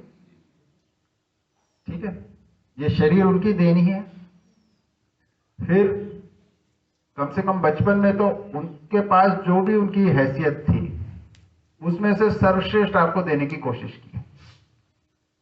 हर माता पिता, आप भी, आप में से बहुत सारे लोग माता पिता की भूमिका में यही करते हो, अपने पास जो कुछ है उसका सर्वश्रेष्ठ भाग बच्चों को मिल जाए किसी तरीके से, यही प्रयास करते हैं। ठीक है, तो ये भी एक सहयोग दिया। अब ये उसके बाद उन्होंने डांट भी लगाई होगी, कभी मार पिटाई भी की होगी, कभी आपको कोई चीज के लिए मना भी किया होगा, पर ये जो पहले सहयोग दिया था, क्या ये मिट सकता है कभी? नहीं। लेकिन अभी हमारी मानसिकता में क्या होता है, वो सब मिटा हुआ है। हमारा जो पिछली बार उनसे बात हुई थी और झगड़ा हुआ था या शिकायत हुई थी, वही हमारे को, हमारे भाव को बनाती है। ठीक है, तो ये जो स्थिति है, ये मानव के अंदर अभी कृतज्ञता भाव स्थापित नहीं हुआ। कृतज्ञता भाव स्थापित होने का मतलब क्या है? जो सहयोग मिल गया उसका हमेशा स्मरण में रहना। हाँ, अब सोचिए, जैसे ही अभी अपने माता पिता को ध्यान में लाइए, सभी लोग अपने अपने, है ना, और इस बात को ध्यान में लाइए कि बचपन में कितनी सेवा की गई है। बहुत ही ज्यादा, बहुत, है ना। आप लोगों को क्या क्या वस्तुएं प्रदान की हैं बचपन में, कितना स्नेह मिला है, क्या ध्यान रखा है, सब ध्यान में लाइए। अब शिकायतें हुआ करती थी, जो भी हो, अभी आप सोच रहे हैं कि जो सहयोग मिला, आप उसको ध्यान में, जैसे उसको ध्यान में लाते हैं तो क्या भाव बनता है अंदर? प्रेम, कृतज्ञता, उसका नाम है कृतज्ञता। अभी ये मैं क्योंकि आपको ध्यान दिला रहा हूं इसलिए बन रहा है, इसकी निरंतरता नहीं बन रही अपने अंदर। तो अब इसकी निरंतरता बनने के लिए हमें कुछ बात समझनी पड़ेगी साथ में। इसको हमने चख तो लिया थोड़ी देर के लिए, लेकिन इसकी स्थिरता नहीं बन पाती है। अगर अब सोचिए ये स्थिर हो जाए तो माता पिता के साथ जो व्यवहार होगा उसमें स्मरण में रहेगा, तो हम अपने आप से सौम्य हो जाएंगे कि नहीं हो जाएंगे? बहुत बहुत। अभी क्या होता है, अशिष्ट हो जाते हैं। भाई व्यवहार है तो उसमें कहीं ना कहीं ऊपर नीचे तो होगा। ऊपर नीचे में अशिष्टता की क्या जगह है? वो तो सहयोग ही करना चाहते हैं, हम भी उनका सहयोग करना चाहते हैं, पर हम लोग का क्या है, जब हमारे अनुरूप नहीं होता तो हम अशिष्ट हो जाते हैं एक आयु के बाद। वो टीनेज से शुरू हो जाता है। फिर आप लोग ध्यान दीजिएगा कि यह अशिष्टता अपने घर वालों के साथ की नहीं की है, सोचिएगा, बताने की जरूरत नहीं।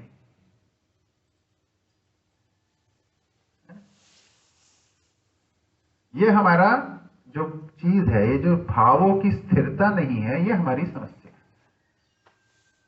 ये समझदारी से ही आती है। भैया पूछ रहे थे कि भावों में स्थिर हुआ जा सकता है क्या, उसके उत्तर में बताया। ठीक है। कृतज्ञता को समझने के लिए क्या करें? कृतज्ञता का जो विपरीत शब्द होगा वो क्या होगा? कृतज्ञता, कृतज्ञता का अभाव। जो सहयोग मिला है उसको स्वीकारना नहीं, उसकी उपेक्षा कर दे।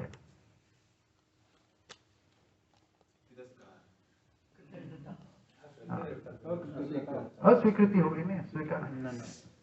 अभी आपने कहा कि ये भाव बना रहे, हाँ, उसके लिए क्या समझना पड़ेगा ना कुछ। तो क्या समझा जाए भाई, कुछ उदाहरण देते हैं। अब क्या है, ये जो भाव है, अभी तो हमने एक संबंध में देखा, एक माता पिता और अपने व्यक्तिगत माता पिता के साथ देखा।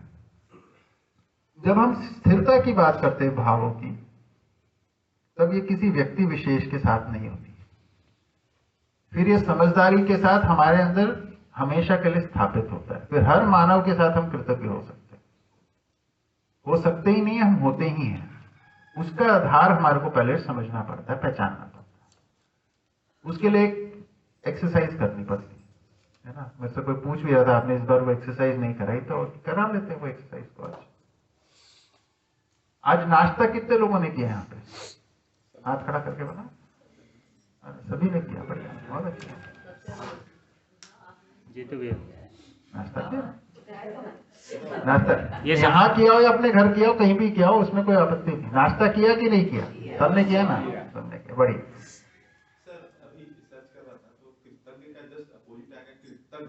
हाँ, कृतज्ञ बोला ना हमने, कृतज्ञता।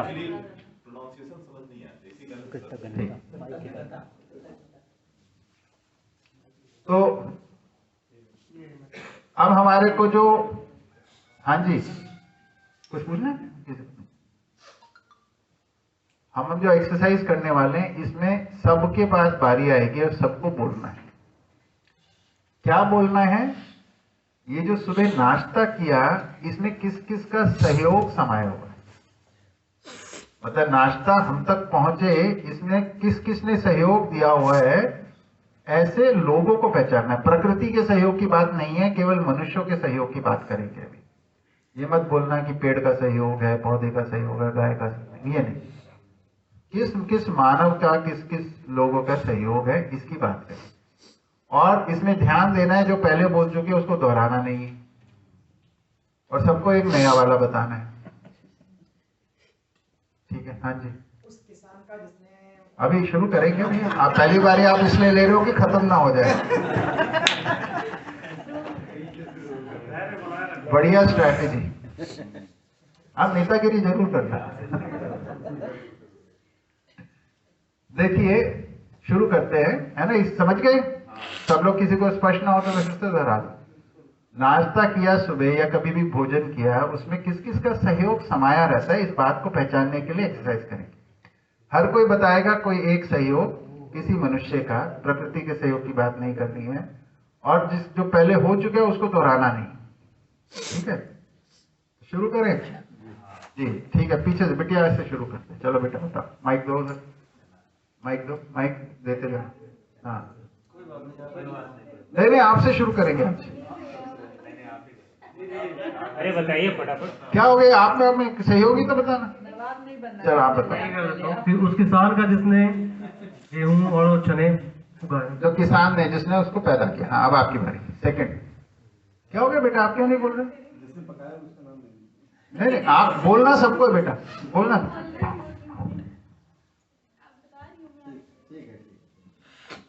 मैंने यहाँ से नहीं खाया था, मैंने ब्रेड अंडा खाया था। तो ब्रेड अंडा वो प्रशांत लेके आया था, आप बनाया पिताजी के साथ। तो और किसान। हाँ जी, बताइए। इसमें जो है, जो तेल लगा किसान ने पैदा किया। हाँ, तेल किसी ने दिया, ठीक है। हाँ जी, एक ही चीज बताना, एक ही। आग का आविष्कार किसी किसान ने किया। किसी ने किया होगा आग का आविष्कार, उसका भी योगदान है। हाँ जी। उन्होंने, जिन्होंने बनाया फिर खाना, जिसने रसोई में पकाया खाना। हाँ, बढ़िया जी।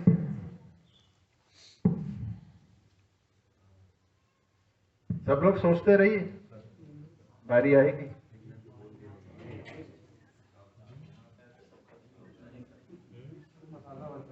खत्म करने की हमारी औकात नहीं है, इतने हैं योगदान।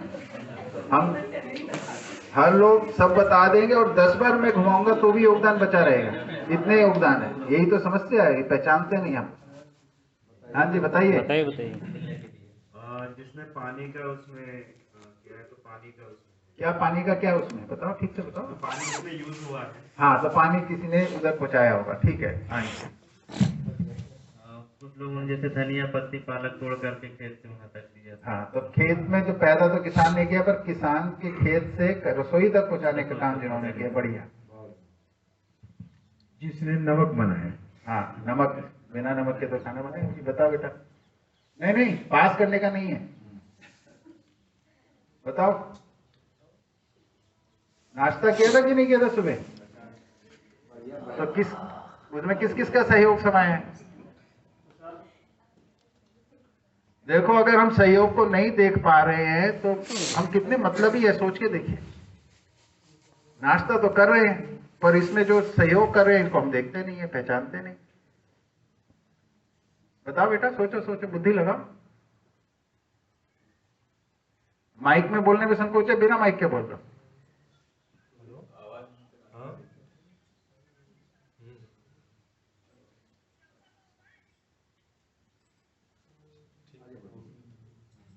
तुम कभी नाश्ता बनाने में सहयोग करती हो? कभी घर में खाना बनाने में सहयोग करती हो? तो क्या क्या काम लगते हो उसमें? कोई एक काम को गिना तो वो सब सहयोग है उसमें बनाने का। नहीं, सुना ही नहीं दिया ठीक से, फिर से बोलो माइक। क्या बोले बिटिया? हाँ, मसाले का, बढ़िया हो गया। अगला आप बोलो, ठीक है। जिन्होंने सब्जी वगैरह भी काटी होगी, एक ने तो बनाया होगा, दूसरे ने हेल्प करा होगा काटने वगैरह में सब्जी का जो भी होगा। हाँ, ठीक, बढ़िया। तो रसोई में पीछे दो ना। माता पिता का जिन्होंने खाना बनाया। जिन्होंने खाना बनाया, खाना बनाने वाले का तो हो गया ना अभी। हो गया। कुछ और बताओ। नहीं नहीं, उसको बोलने दो, नया सोचो।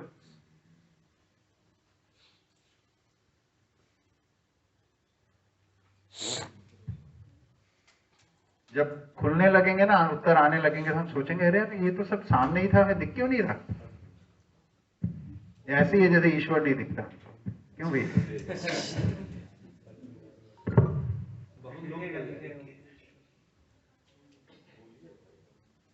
सोचो सोचो, खाना बनाने में और किसका सहयोग है? केवल माता पिता का, और कोई उसमें सहयोग नहीं करता? और कोई नहीं सहयोग करता? अरे भैया, आप उधर क्यों चले गए? उसको माइक दो, आप इधर आओ। हस्तक्षेप नहीं करना, सोच पहले वो बेचारा संकोच कर रहा है, माइक उसके मुंह पे आगे कर देंगे तो क्या बोल पाएगा? सोचो बेटा।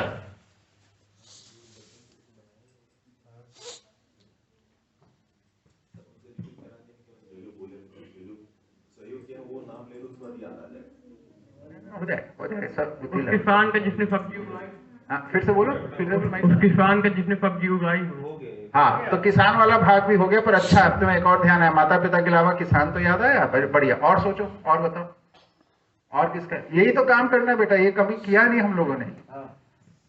सोचो, किसान ने जिसने उगाया था, और यहाँ पे ये भी हो गया कि जो किसान ने उगाया और वो रसोई तक कोई लेकर आया, उसका भी सहयोग हो गया। खेत से घर फिर वो बहन ने बोला आपकी जिसने वो सब्जी को काट दिया, उसका भी सहयोग हो गया। और भी कोई सहयोग करता है रसोई में? उनकी बारी है ना, अपनी बारी में बोलना भाई। सोचो सोचो।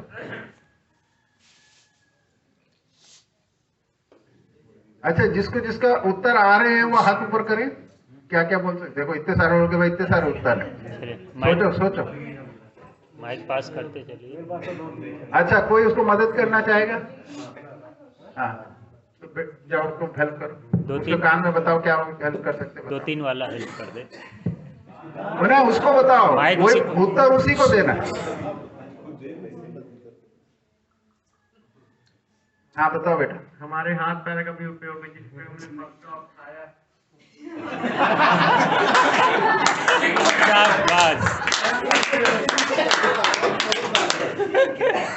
हमारे हाथ पैरों का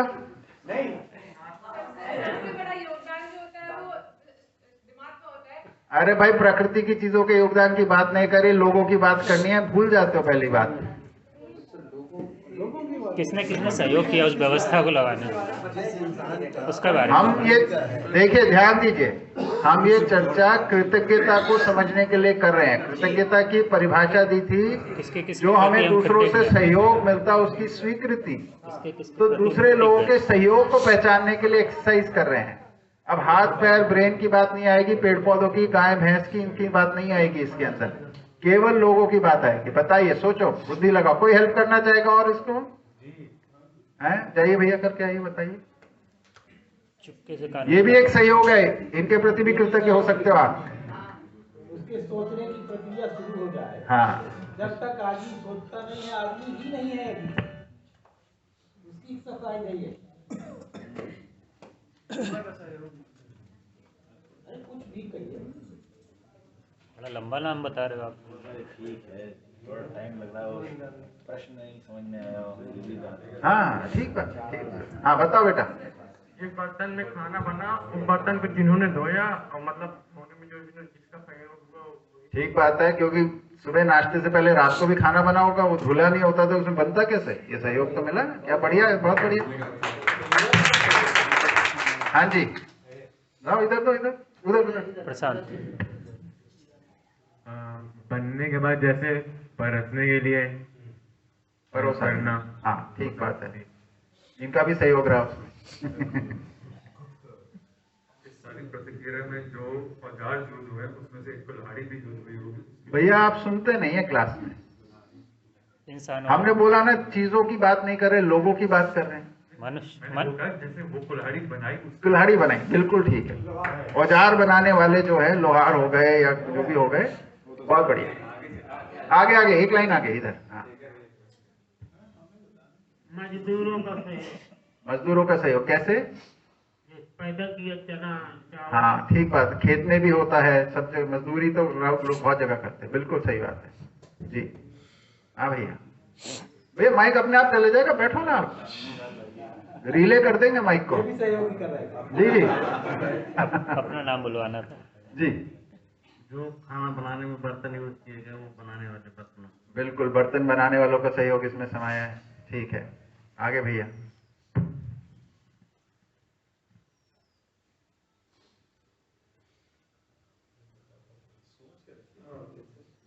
कोई नहीं, सोच के रखते हो, कोई और बोल देता है। सब सोचे तो ये कुछ यूनिक चीज सोचो। खाना खिलाने के लिए कॉल, खाना खिलाने के लिए कॉल करो। घंटी बजाने वाले का सहयोग। घंटी बजाना, ठीक है, बढ़िया। जो इस व्यवस्था को देख रहे, प्रेम सिंह की बगिया में इतना बड़ा कार्यक्रम हुआ। हाँ, तो व्यवस्थापक जो है उनकी सही हो गया, बहुत बढ़िया। दीजिए दीजिए जी भैया, बताए।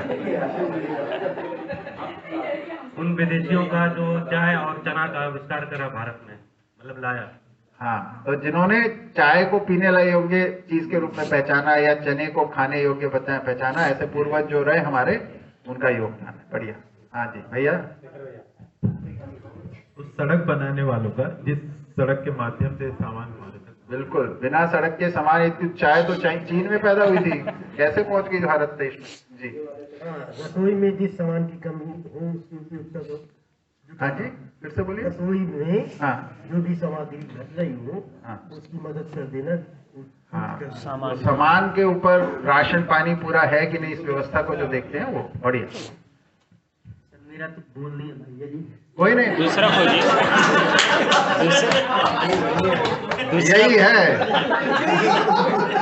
दूसरा खोजिए। अच्छा कोई बोल दिया तो किसी और काम सुनिए, देखिए एक चीज और अपनी जान जो सोच नहीं पा रहा है उसी के ऊपर दूसरे अपना कब्जा कर लेते। उसमें सर योगदान है खानों को सुरक्षित तरीके से रखना। क्या बात है, क्या बात है। भंडारण में सुरक्षित रखना बहुत जरूरी है। अपने फूड कॉर्पोरेशन ऑफ इंडिया वालों को सिखाना पड़ेगा ये सब। एक बात और कहेंगे। नहीं एक अरे दूसरों पे कब्जा कर लोगे, दूसरों को कब्जा कर लोगे। किसी का एक का छूट जाएगा।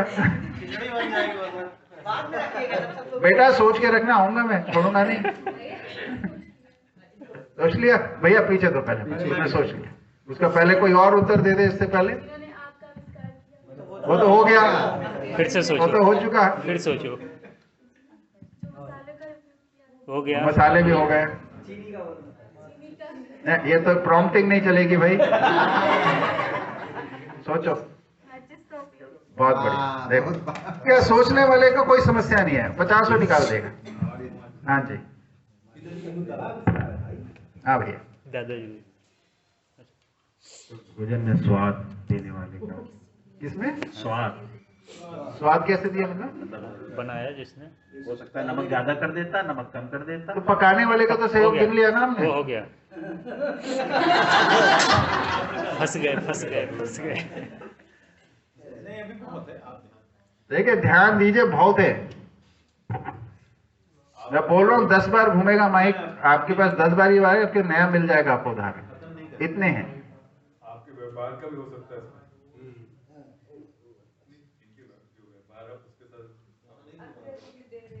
इस बर्तन को जिस बर्तन में रखा गया है, हाँ जी, उसको आकार देने वाले का, बर्तन बनाने वाला हो गया।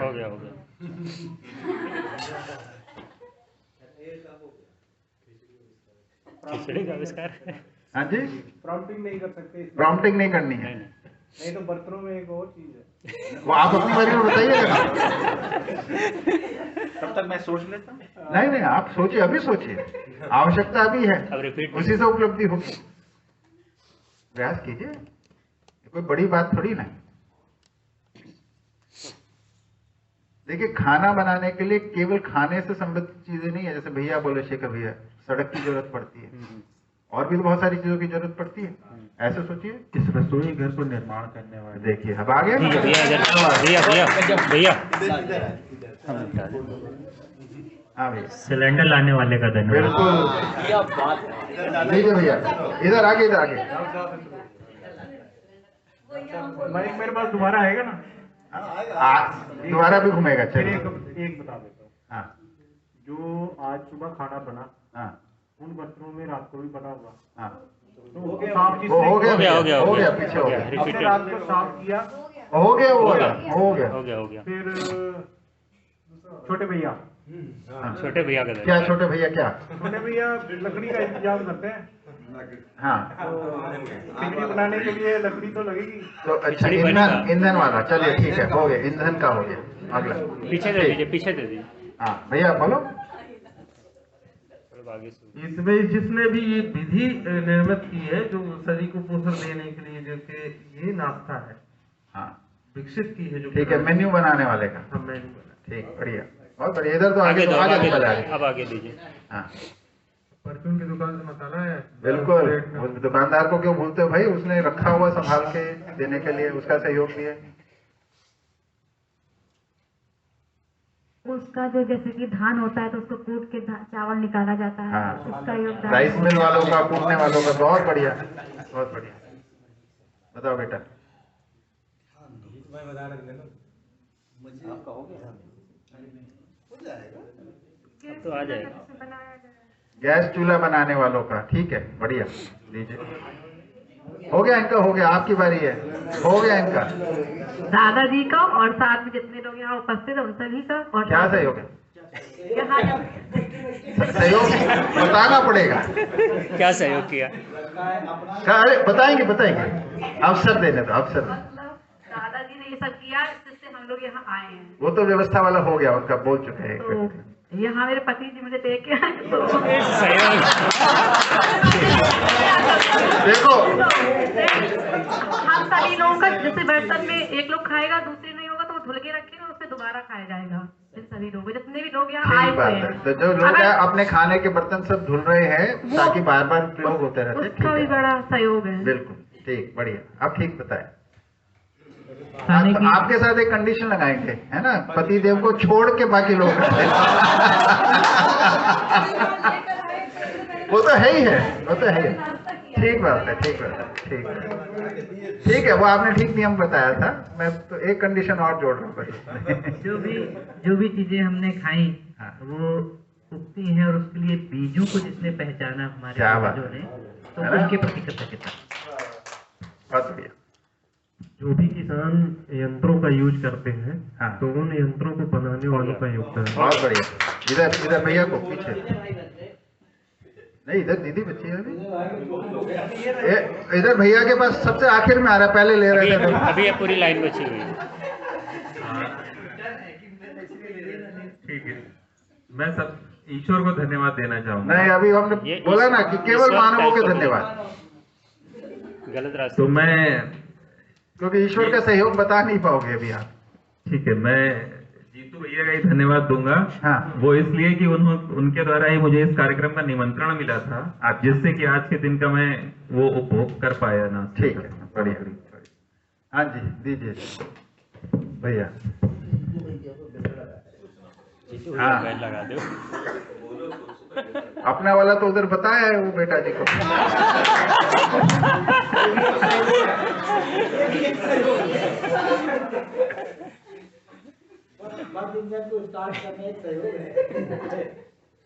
ये हंसी खुशहाली वाली शिक्षा अच्छी है ना? बहुत ही अच्छी। अब भाई साहब ऐसा कुछ नहीं है, सोच रहे हैं क्या परेशान। अनुभवी भैया। देखिए, ऑप्शंस कम ही होंगी, ज्यादा नहीं होंगी, पर आपकी जैसी इच्छा। हाँ, आप बताओ। उतना दबाव है कि तब तक क्या बात है, बहुत बढ़िया। पानी सबमर्सिबल जिसने लगा के दिया, पानी से निकल के आया। बिल्कुल, हाँ जी भैया।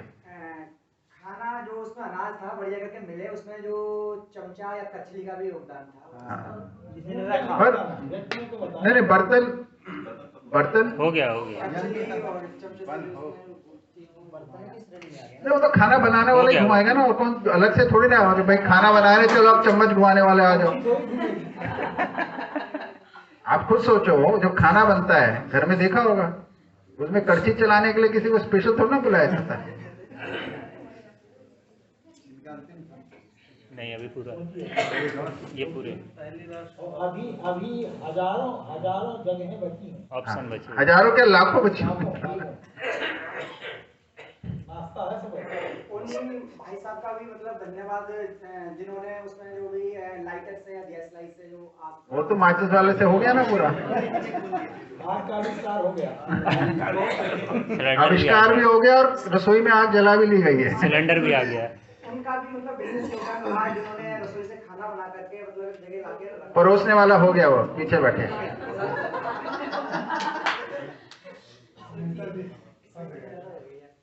ये तो मैंने आपके साथ गलत कर दिया ना, पहले बोल रहे थे, मैंने आखिर में कर दिया आपकी बात। थोड़ा हेल्प कर दो। उनको खुद ग्रो होने दो। मतलब खाना जहाँ रखा हुआ था, जो मतलब वो क्या बोलते हैं उसको, डिस्प्ले टेबल। उसको बनाने वाले का भी योगदान।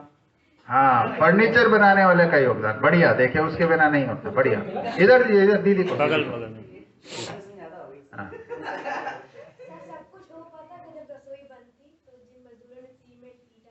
वो तो हो गया, रसोई बनाने वाले का भैया ने किया, बन गई रसोई। तो ईंधन गैस से हो गया ना, ईंधन वाला। ईंधन भी आ गया, गैस ईंधन भी आ हो गया। गया। ईंधन पहचानने वाला भी होगा, ईंधन वाला भी होगा। चलो ठीक है, ईंधन की खोज करने वालों का योगदान है, ठीक है। हाँ ठीक है भैया। अच्छा आपका छूट गया आपका। उस व्यक्ति को धन्यवाद दीजिएगा जिसने मसाले तैयार किए हों। मसाले हो गए। एक सोच के रखो तो कोई ना कोई बोलेगी। बताइए। यही तो इंटरेस्ट है इस गेम का। उस व्यक्ति को धन्यवाद दीजिए जिसने चावल और चने डाल के उन्होंने सोचा ये दोनों कमांड बनाओ तो स्वाद अच्छा होगा। वो तो मेन्यू बनाने वाले का हो गया, रेसिपी वाला हो गया, रेसिपी मेन्यू सब हो गया। लल्लू भाई की रेसिपी है। नहीं सच्ची में सज्जन का नाम लल्लू भाई है, उन्होंने बनाई है। उस व्यक्ति को धन्यवाद दो जिसने ये मसाले मतलब कहीं न कहीं से मंगाए हैं यहाँ तक। हो गया। और जहाँ से लाया परचून की दुकान उसका भी धन्यवाद है। और ये हम देने वाले कौन है? आप दोगे ना धन्यवाद तो, आपकी भी कृतज्ञता होगी ना। बताइए। जिसने ये खाया उसको देखिए ये वाला तो सबको याद रहता है, अपना धन्यवाद सब करते रहते हैं। मेरा कितना बड़ा, मैंने खा लिया, इन सब की मेहनत को मैंने सही जगह लगा दी। सोचो भैया थोड़ा सा।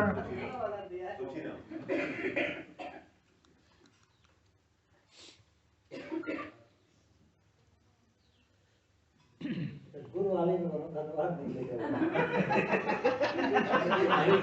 वो वही सोच रहे हैं।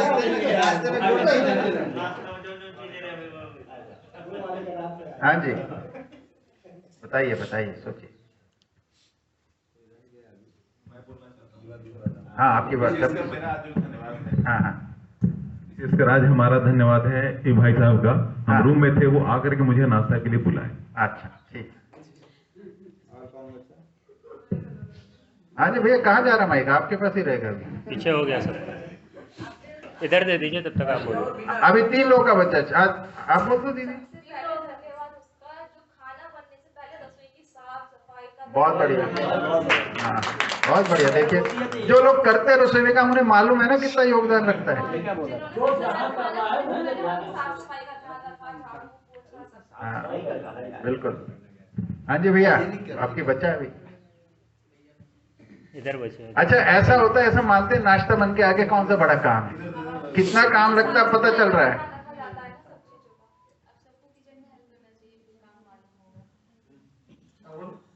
चावल जिस प्रोसेस से निकला है तो धान में से हो गया, धान में से निकालने वाले हो गया। हाँ तो हो गया ना, कुटाई का राइस मिल हो गई।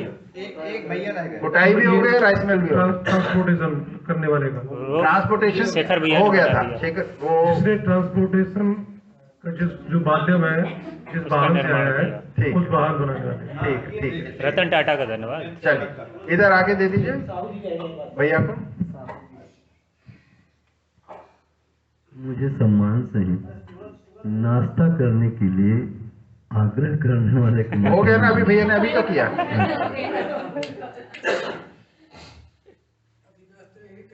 देखिए जब हम कोई स्पेसिफिक व्यक्ति पे जाते हैं तो हम व्यवस्था के पक्ष को छोड़ रहे हैं। हमें व्यवस्था के पक्ष को पकड़ना है कि इस काम में कितने लोगों का श्रम लगता है, कितने लोगों का योगदान लगता है, उसको पहचानना है।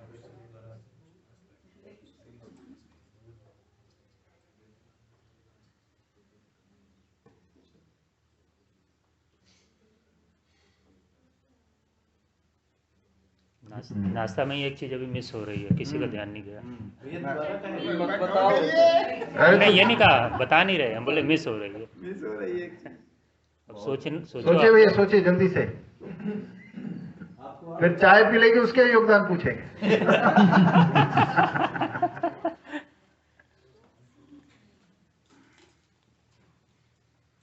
आपका बता दिया आपने? नहीं बताया अभी, और बाकी आप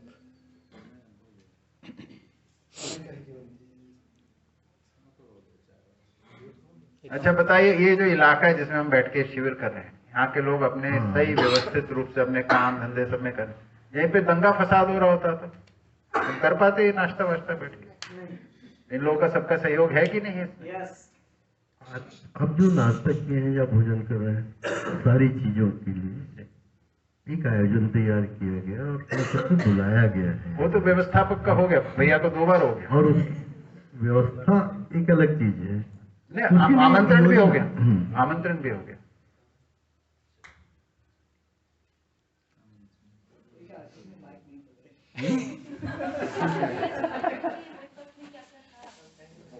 अब देखिए, हम लोगों को बचपन में हमारे माता पिता ने सिखाया क्या खाने की चीज है, क्या नहीं खाने की चीज है। उसी की वजह से तो हम आज खाना पहचानते हैं, तो उनका भी सहयोग इसमें। ऐसे बहुत सारे निकाल सकते हैं। हमारे शिक्षा का भी सहयोग है इसमें, तो शिक्षा में जितने लोग हैं उनका सहयोग है। हमारी कानून व्यवस्था को बनाए रखने में जो लोग योगदान कर रहे हैं, जो हमारे एडमिनिस्ट्रेशन को चलाने के लिए जितने भी वो हैं, उन सबका, उससे व्यवस्थाएं चलती, उन सबका भी है। पशुपालन वालों का बहुत योगदान है। हमारे जो क्या कहते हैं, अमरूद लाने वाले भैया का अमरूद लाने वाले भैया का, हमारे डॉक्टरों का, पूरी स्वास्थ्य सेवा का। तो हम योगदान गिनने जाएंगे तो अंत नहीं है। अच्छा, ये तो वो है जो आज की डेट में योगदान करे, वर्तमान में। कुछ बोलना चाहेंगे? नहीं, मैं सुन रहा हूँ। हाँ, तो लेकिन हमारे पूर्वजों ने कितना सारा योगदान किया। कोई समय था जब पता ही नहीं था खाना पका के खाया जा सकता है ना, तब बहुत सीमित चीजें खाई जाती थी। जब आग का पता चला और आग में पकाने का पता चला, खाने की जो रेंज है बढ़ गई। आप सोचिए, बिना पकाए किसी को चना खाना हो कितना मुश्किल है ना, लेकिन आप पका के खाते हैं बड़े मजे से, एक दिन में हम खाने के लिए तैयार हो जाते हैं। तो इतनी सारी चीजें, फिर बर्तन बन गए, फिर यानी धातुओं के साथ काम किया होगा मानव परंपरा ने। मिट्टी के बर्तन, कभी मिट्टी का बना, फिर धातु का बना, लकड़ी के बने, है ना, अनेक प्रकार की चीजें। तो ये सारे मटेरियल के साथ, पदार्थों के साथ काम किया है। वनस्पतियों के साथ कितना काम किया है, फिर जीवावस्था के साथ। अब इतनी सारी चीजें जो हम खा रहे हैं, ये सब जल शुद्धिकरण का जी जो प्रोसेसिंग आया, जिनने भी इसमें मेहनत की, वो सभी लोग हैं। बिल्कुल। तो इसको जब हम देखते हैं तो इसमें हमें समझ में आता है कि वर्तमान में पूरे समाज में लोग जो व्यवस्थित रूप में अपना योगदान दे रहे हैं, अपनी अपनी जिम्मेदारी को पूरी कर रहे हैं, उन सबका योगदान समाया है। इसके साथ साथ हमसे पहले जितने भी मानव हुए, जिन्होंने इसके अंदर कभी किसी चीज की खोज की, कभी किसी चीज की, और किसी ने खोज ना भी की हो, एक पीढ़ी से दूसरी पीढ़ी तक पहुंचाया है ना, जिससे आज किसी ने खोजी, लेकिन आज हमारे लिए आग बड़ी सामान्य सी चीज है। नहीं तो आप सोचिए कि घरों में ये परंपरा होती थी कि अखंड दीप जले रहना। उसका कारण क्या था? आग उपलब्ध रहे हमेशा, एक जगह पे आग को सुरक्षित रखना है, इसलिए ताकि खाना बनाना और जब जहां पे भी होना है तो हमारे पास घर में सबसे सुरक्षित जगह पे आग को बनाए रखना। आज तो आप 1 सेकंड में आग जला लेते हैं, कोई समस्या ही नहीं। तो अच्छा, बिजली की सप्लाई देने वाले, बहुत सारी चीजें बिजली की वजह से हो रही हैं। प्राथमिक स्तर में जिसने तेल से दीपक जलाया या आग जलाने में तेल का प्रयोग किया, घास फूस का प्रयोग किया, हम बस्तरवासी तो वही है कि घास फूस इकट्ठे किए, चकमक पत्थर मारे और थोड़ा सा ठीक। तो भिन्न भिन्न सब बहुत से लोगों का मेहनत है इसमें, किसी एक को हाँ, तो हम पर जब बहुत का है, बहुत के नाम पे हम एक एक को छोड़ देते हैं। हाँ, और एक एक के नाम पे बहुत को देखते नहीं है, है ना। ये जो दोनों संकट है, हमारी दृष्टि के दोष हैं कि जब एक को देखने जाते हैं तो बाकी को भूल जाते हैं, जब बड़े को देख रहे होते हैं तो छोटे को भूल जाते हैं, एक एक को भूल जाते हैं। ये दोनों को साथ में देखने का अभ्यास करना है तो व्यवस्था समझ में आती है। समझने का बिंदु यही है। अब हमारी बात में ये तो निष्कर्ष आ गया है कि छोटे से छोटा काम, नाश्ता करना, कपड़ा पहनना, घर में रहना, पढ़ाई करना, कुछ भी करना, इसमें अनेकों का सहयोग सदा समाया रहता है। ये स्पष्ट हुआ कि नहीं हुआ? तो इसके आधार पे क्या हम ये बोल सकते हैं, मानव का हर कर्म सहयोग पूर्वक ही सफल होता है। क्या निकल के आया? मानव का हर कर्म सहयोग पूर्वक ही सफल होता है।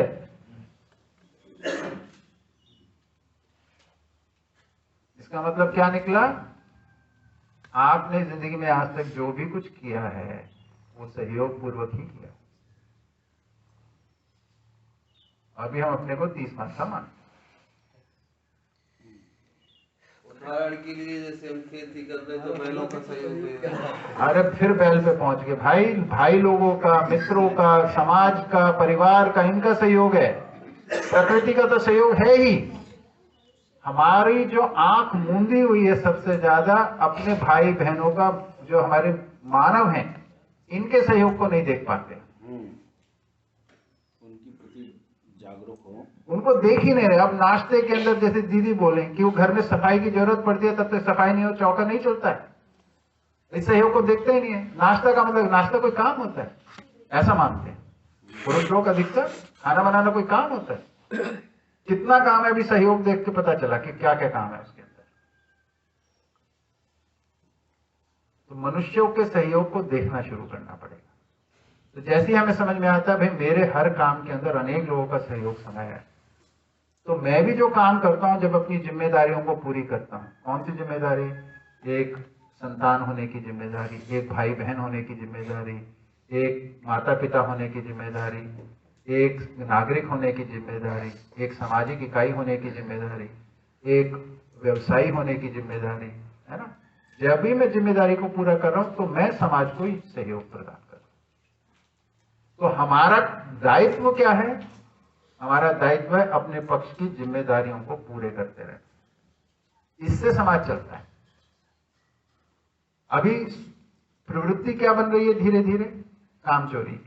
क्या चोरी? दूसरे के काम तो ले लो सहयोग, अपनी जिम्मेदारी को पूरा ना करो, उससे बच जाओ, उससे कमी काट लो। ये प्रवृत्ति विकसित हो रही है। यही समाज के पतन का कारण।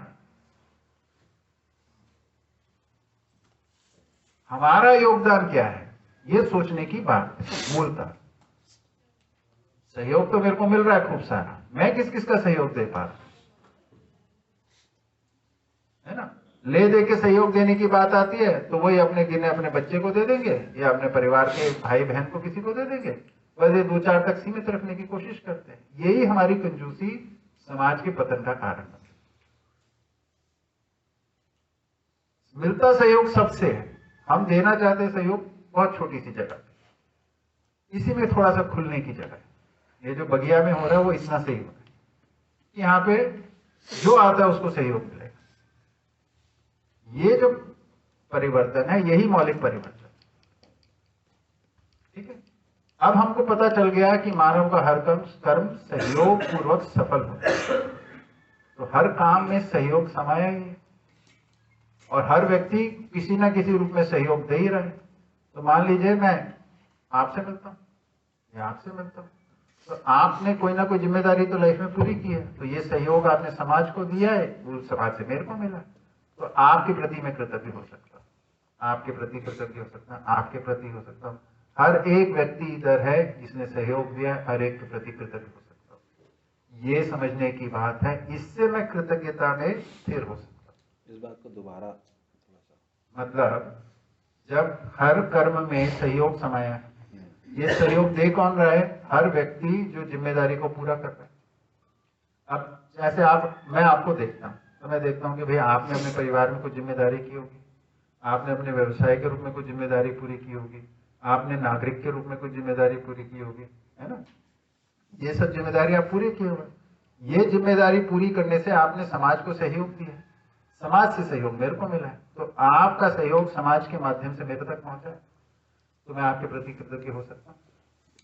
ऐसे ही इनके प्रति हो सकता हूँ, ऐसे ही इनके, यानी कोई भी मनुष्य मेरे सामने है उसके सहयोग को मैं पहचान सकता हूँ। तो जब हम परिचय लेते हैं एक दूसरे से तो वह व्यक्ति बताता है कि मेरा जन्म इधर हुआ, मेरे 2 भाई बहन है ना, मैं ये शिक्षा प्राप्त की, मैंने ये काम किया, तो ये सब उसके सहयोग आप देख सकते हो उसमें, उसको पहचान के उसके प्रति कृतज्ञ हो सकते हैं। तो अब सर्व मानव के साथ कृतज्ञता को जिया जा सकता है, आपको आधार मिल गया। अभी क्या था? केवल व्यक्तिगत, मेरे माँ बाप ने मेरे लिए ये किया। एक शिविर में मेरे से एक बहन ने पूछा कि भाई ये ठीक है, मेरे पति के माँ बाप ने उनके लिए तो बहुत कुछ किया, मेरे लिए तो कुछ नहीं किया, मैं उनके लिए कृतज्ञ क्यों?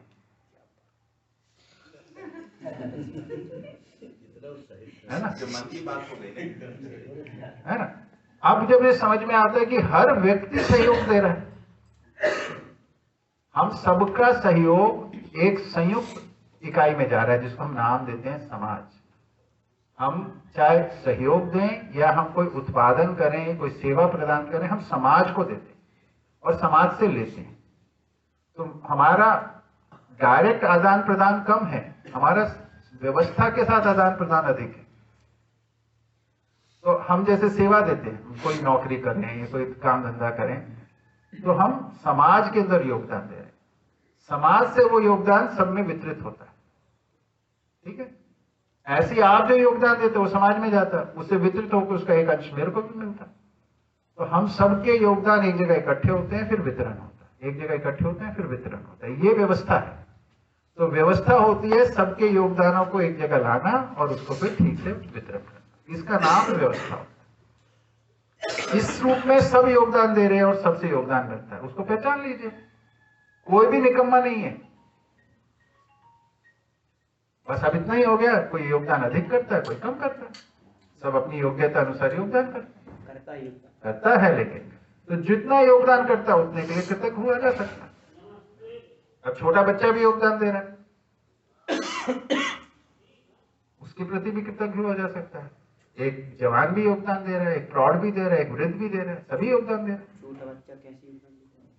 वो अपनी जब क्रिया करता है, जैसे वो अपना खेल खेलता है, वो अपने कुछ नई चीज सीख रहा है, उसमें हमारे को खुशहाली मिलती है, आपको एंटरटेन करता है वो। उससे हमारे अंदर एक सुनिश्चितता होती है, एक आश्वस्ति होती है, ये बच्चा आगे बढ़ के अच्छा एक नागरिक बनेगा, परिवार का एक अच्छा सदस्य बनेगा, समाज का एक अच्छा सदस्य, इसकी संभावनाएं उसके अंदर होने लगती हैं। ये उसका योगदान है। जब कोई बच्चा ठीक से नहीं कर पाता है तो हमें पीड़ा होती है कि अरे ये आगे क्यों नहीं सीख पा रहा है, क्यों नहीं समझ पा रहा है, ये ठीक से आगे बढ़ क्यों नहीं पा रहा।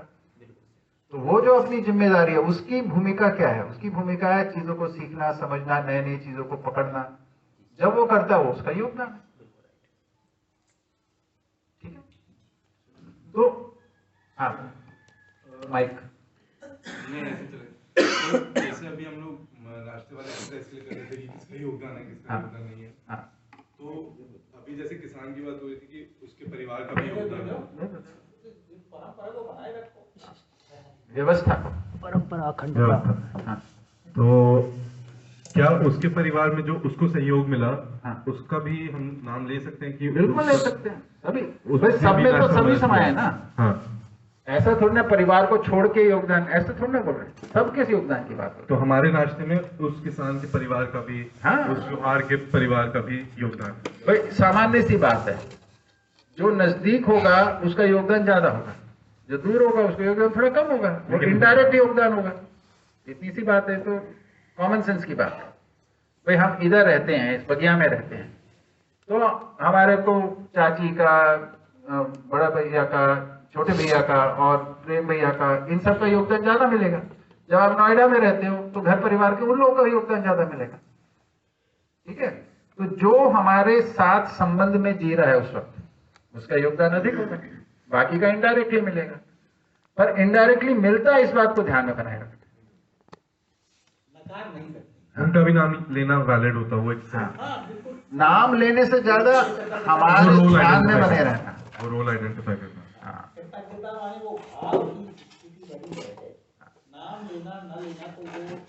नाम लेना व्यवस्थित रूप में जरूरी है, वो भी बहुत जरूरी है। एक्नॉलेजमेंट बहुत जरूरी इंपॉर्टेंट चीज है। जैसे घर के अंदर महिलाएं जो काम कर रही हैं, इसका कोई एक्नॉलेजमेंट नहीं होता है। अगर वो एक्नॉलेजमेंट ठीक से होने लगे तो बहुत सारी समस्याएं वहीं खत्म हो जाएंगी। शायद यहाँ पे लोग नाम भी, मतलब आइडिया भी जल्दी जल्दी दे पाते हैं। हाँ, क्या काम है। मैंने तो ये नोटिस किया कि महिलाओं की ज्यादा सहजता थी योगदान बताने में पुरुषों से, क्योंकि एक्चुअली काम में इन्वॉल्व होते दिखते हैं क्या क्या काम है, तो उनकी नजर में आ रहे हैं। हाँ, किसी और क्षेत्र की बात होती शायद पुरुष लोग ज्यादा होते हैं, लेकिन सबका सहयोग तो है ही ना। इसमें ये नहीं कह रहे कि पुरुष ज्यादा अच्छे हैं, महिलाएं ज्यादा अच्छी हैं। सबके पास देखने समझने की ताकत है। देखना समझने का जितना प्रयोग करते हैं, हमें योगदान दिखना शुरू हो जाता है। समझने के रूप में नर नारी समान है, इसमें कोई भेद नहीं। समझने के रूप में गरीब अमीर समान, इसमें कोई भेद नहीं। तो समझदारी ही एकमात्र जगह है जहां पे इक्वालिटी आती है, जहां बराबरी आती है। शरीर के आधार पे बराबर नहीं है। स्त्री का शरीर अलग दिखता है, पुरुष का शरीर अलग, बराबर कहां से हुआ? तो शरीर के आधार पे बराबरी नहीं मिलती। तो ये जो फेमिनिज्म के अंदर एक बेवकूफी, एक भाग ने जो बेवकूफी की, पुरुषों जैसे काम करने की कोशिश। पुरुष बहुत सारे काम अपने शरीर की योग्यता के अनुरूप कर रहे हैं, लेकिन समझदारी के क्षेत्र में दोनों बराबर हैं, क्योंकि उनकी चैतन्यता समान है। वहां पे बराबरी होगी। समझदारी में बराबर हो सकते हैं, जिम्मेदारी को निर्वाह करने में बराबर हो सकते हैं। ठीक है। लेकिन सर साइंस कहता है कि महिलाएं जो होती है ना, वो पुरुषों की तुलना में ज्यादा समझदार होती हैं यदि कंपैरेटिव एज लेते हैं। यदि दोनों 20 साल की हैं, लड़का या लड़की, भैया साइंस ना समझदारी को डिफाइन नहीं कर पाया। समस्या क्या है, समझदारी की बात करते हैं, समझदारी डिफाइन नहीं हुई अभी तक। क्या चीज समझदारी है?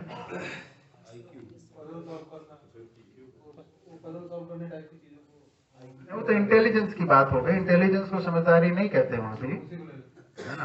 तो मैं वही बोल रहा हूँ, ये जो बात आप बोल रहे हैं इसमें सोच के देखिए, समझदारी किस चीज को कह रहे हो। जो उदाहरण देते हैं कि महिलाएं ज्यादा हैं या पुरुष ज्यादा हैं किसी भी चीज में, आधार क्या है हमारे समझदारी का, पैमाना क्या पहचानने का? ये तो हमें नहीं पता है, लेकिन जो निकल करके आया है, जो साइंस में जो हम लोग देखते हैं या जो प्रैक्टिकल रूप में भी जो हम लोग देखे हैं, आप उसका पैमाना मेरे पास कुछ नहीं है, लेकिन हम यही कंपैरेटिव देखते हैं समाज में। यदि 20 साल के कोई लड़के हैं या 20 साल की कोई लड़कियां हैं, तो समाज को ज्यादा अच्छे से महिलाएं जो लड़कियां हैं वो समझ पाती हैं।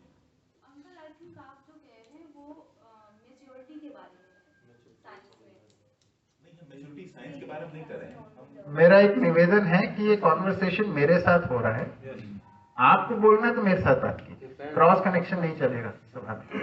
जी भैया। मेरा जो अभी तक मानना है या जो हमने अभी तक देखा है, अब उसको आप समझदारी कहें या भ्रम कहें, जो भी कहें। नहीं, हम तो भ्रम समझदारी की बात नहीं कह रहे कि किसी पक्ष को महिलाएं बेहतर पहचानती हैं, बिल्कुल ठीक बात है। हाँ, वही तरह की कंपैरेटिव एज यदि दोनों का हो, महिलाएं पुरुष दोनों का एज यदि सेम हो, तो उसमें ज्यादा जल्दी कर सकते हैं समझदारी जो है वो महिलाओं में आती है। तो अगर आप किसी 100% वैल्यू नहीं, मतलब 100% पे लागू नहीं होता होगा। अब सुनिएगा, किसी आयाम में महिलाएं कुछ चीजों को बेहतर पहचानती हैं, किसी अन्य आयाम में पुरुष कुछ चीजों को बेहतर पहचानते हैं। ठीक है। अब एक भैया पूरी हो जाए बात, ठहरे, नोट करके रखिए। अब किस आयाम को हम समझदारी कहेंगे और किसको नहीं कहेंगे, इसका कोई तो पैमाना बनाना पड़ेगा। आज जैसे सुनिए ना, अब हम किसी आयाम को लेके महिलाओं को समझदार बोल देंगे, फिर किसी और आयाम को लेके पुरुषों को समझदार बोल देंगे। यही घटना घटित हो रही है।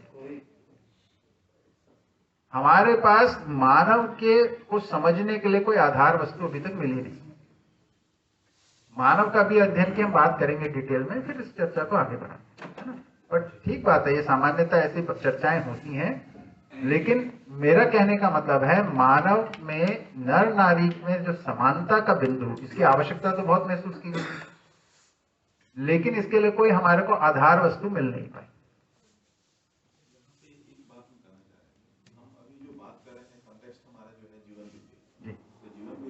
सामाजिक रहन सहन हम उस पे ज्यादा बात कर रहे हैं।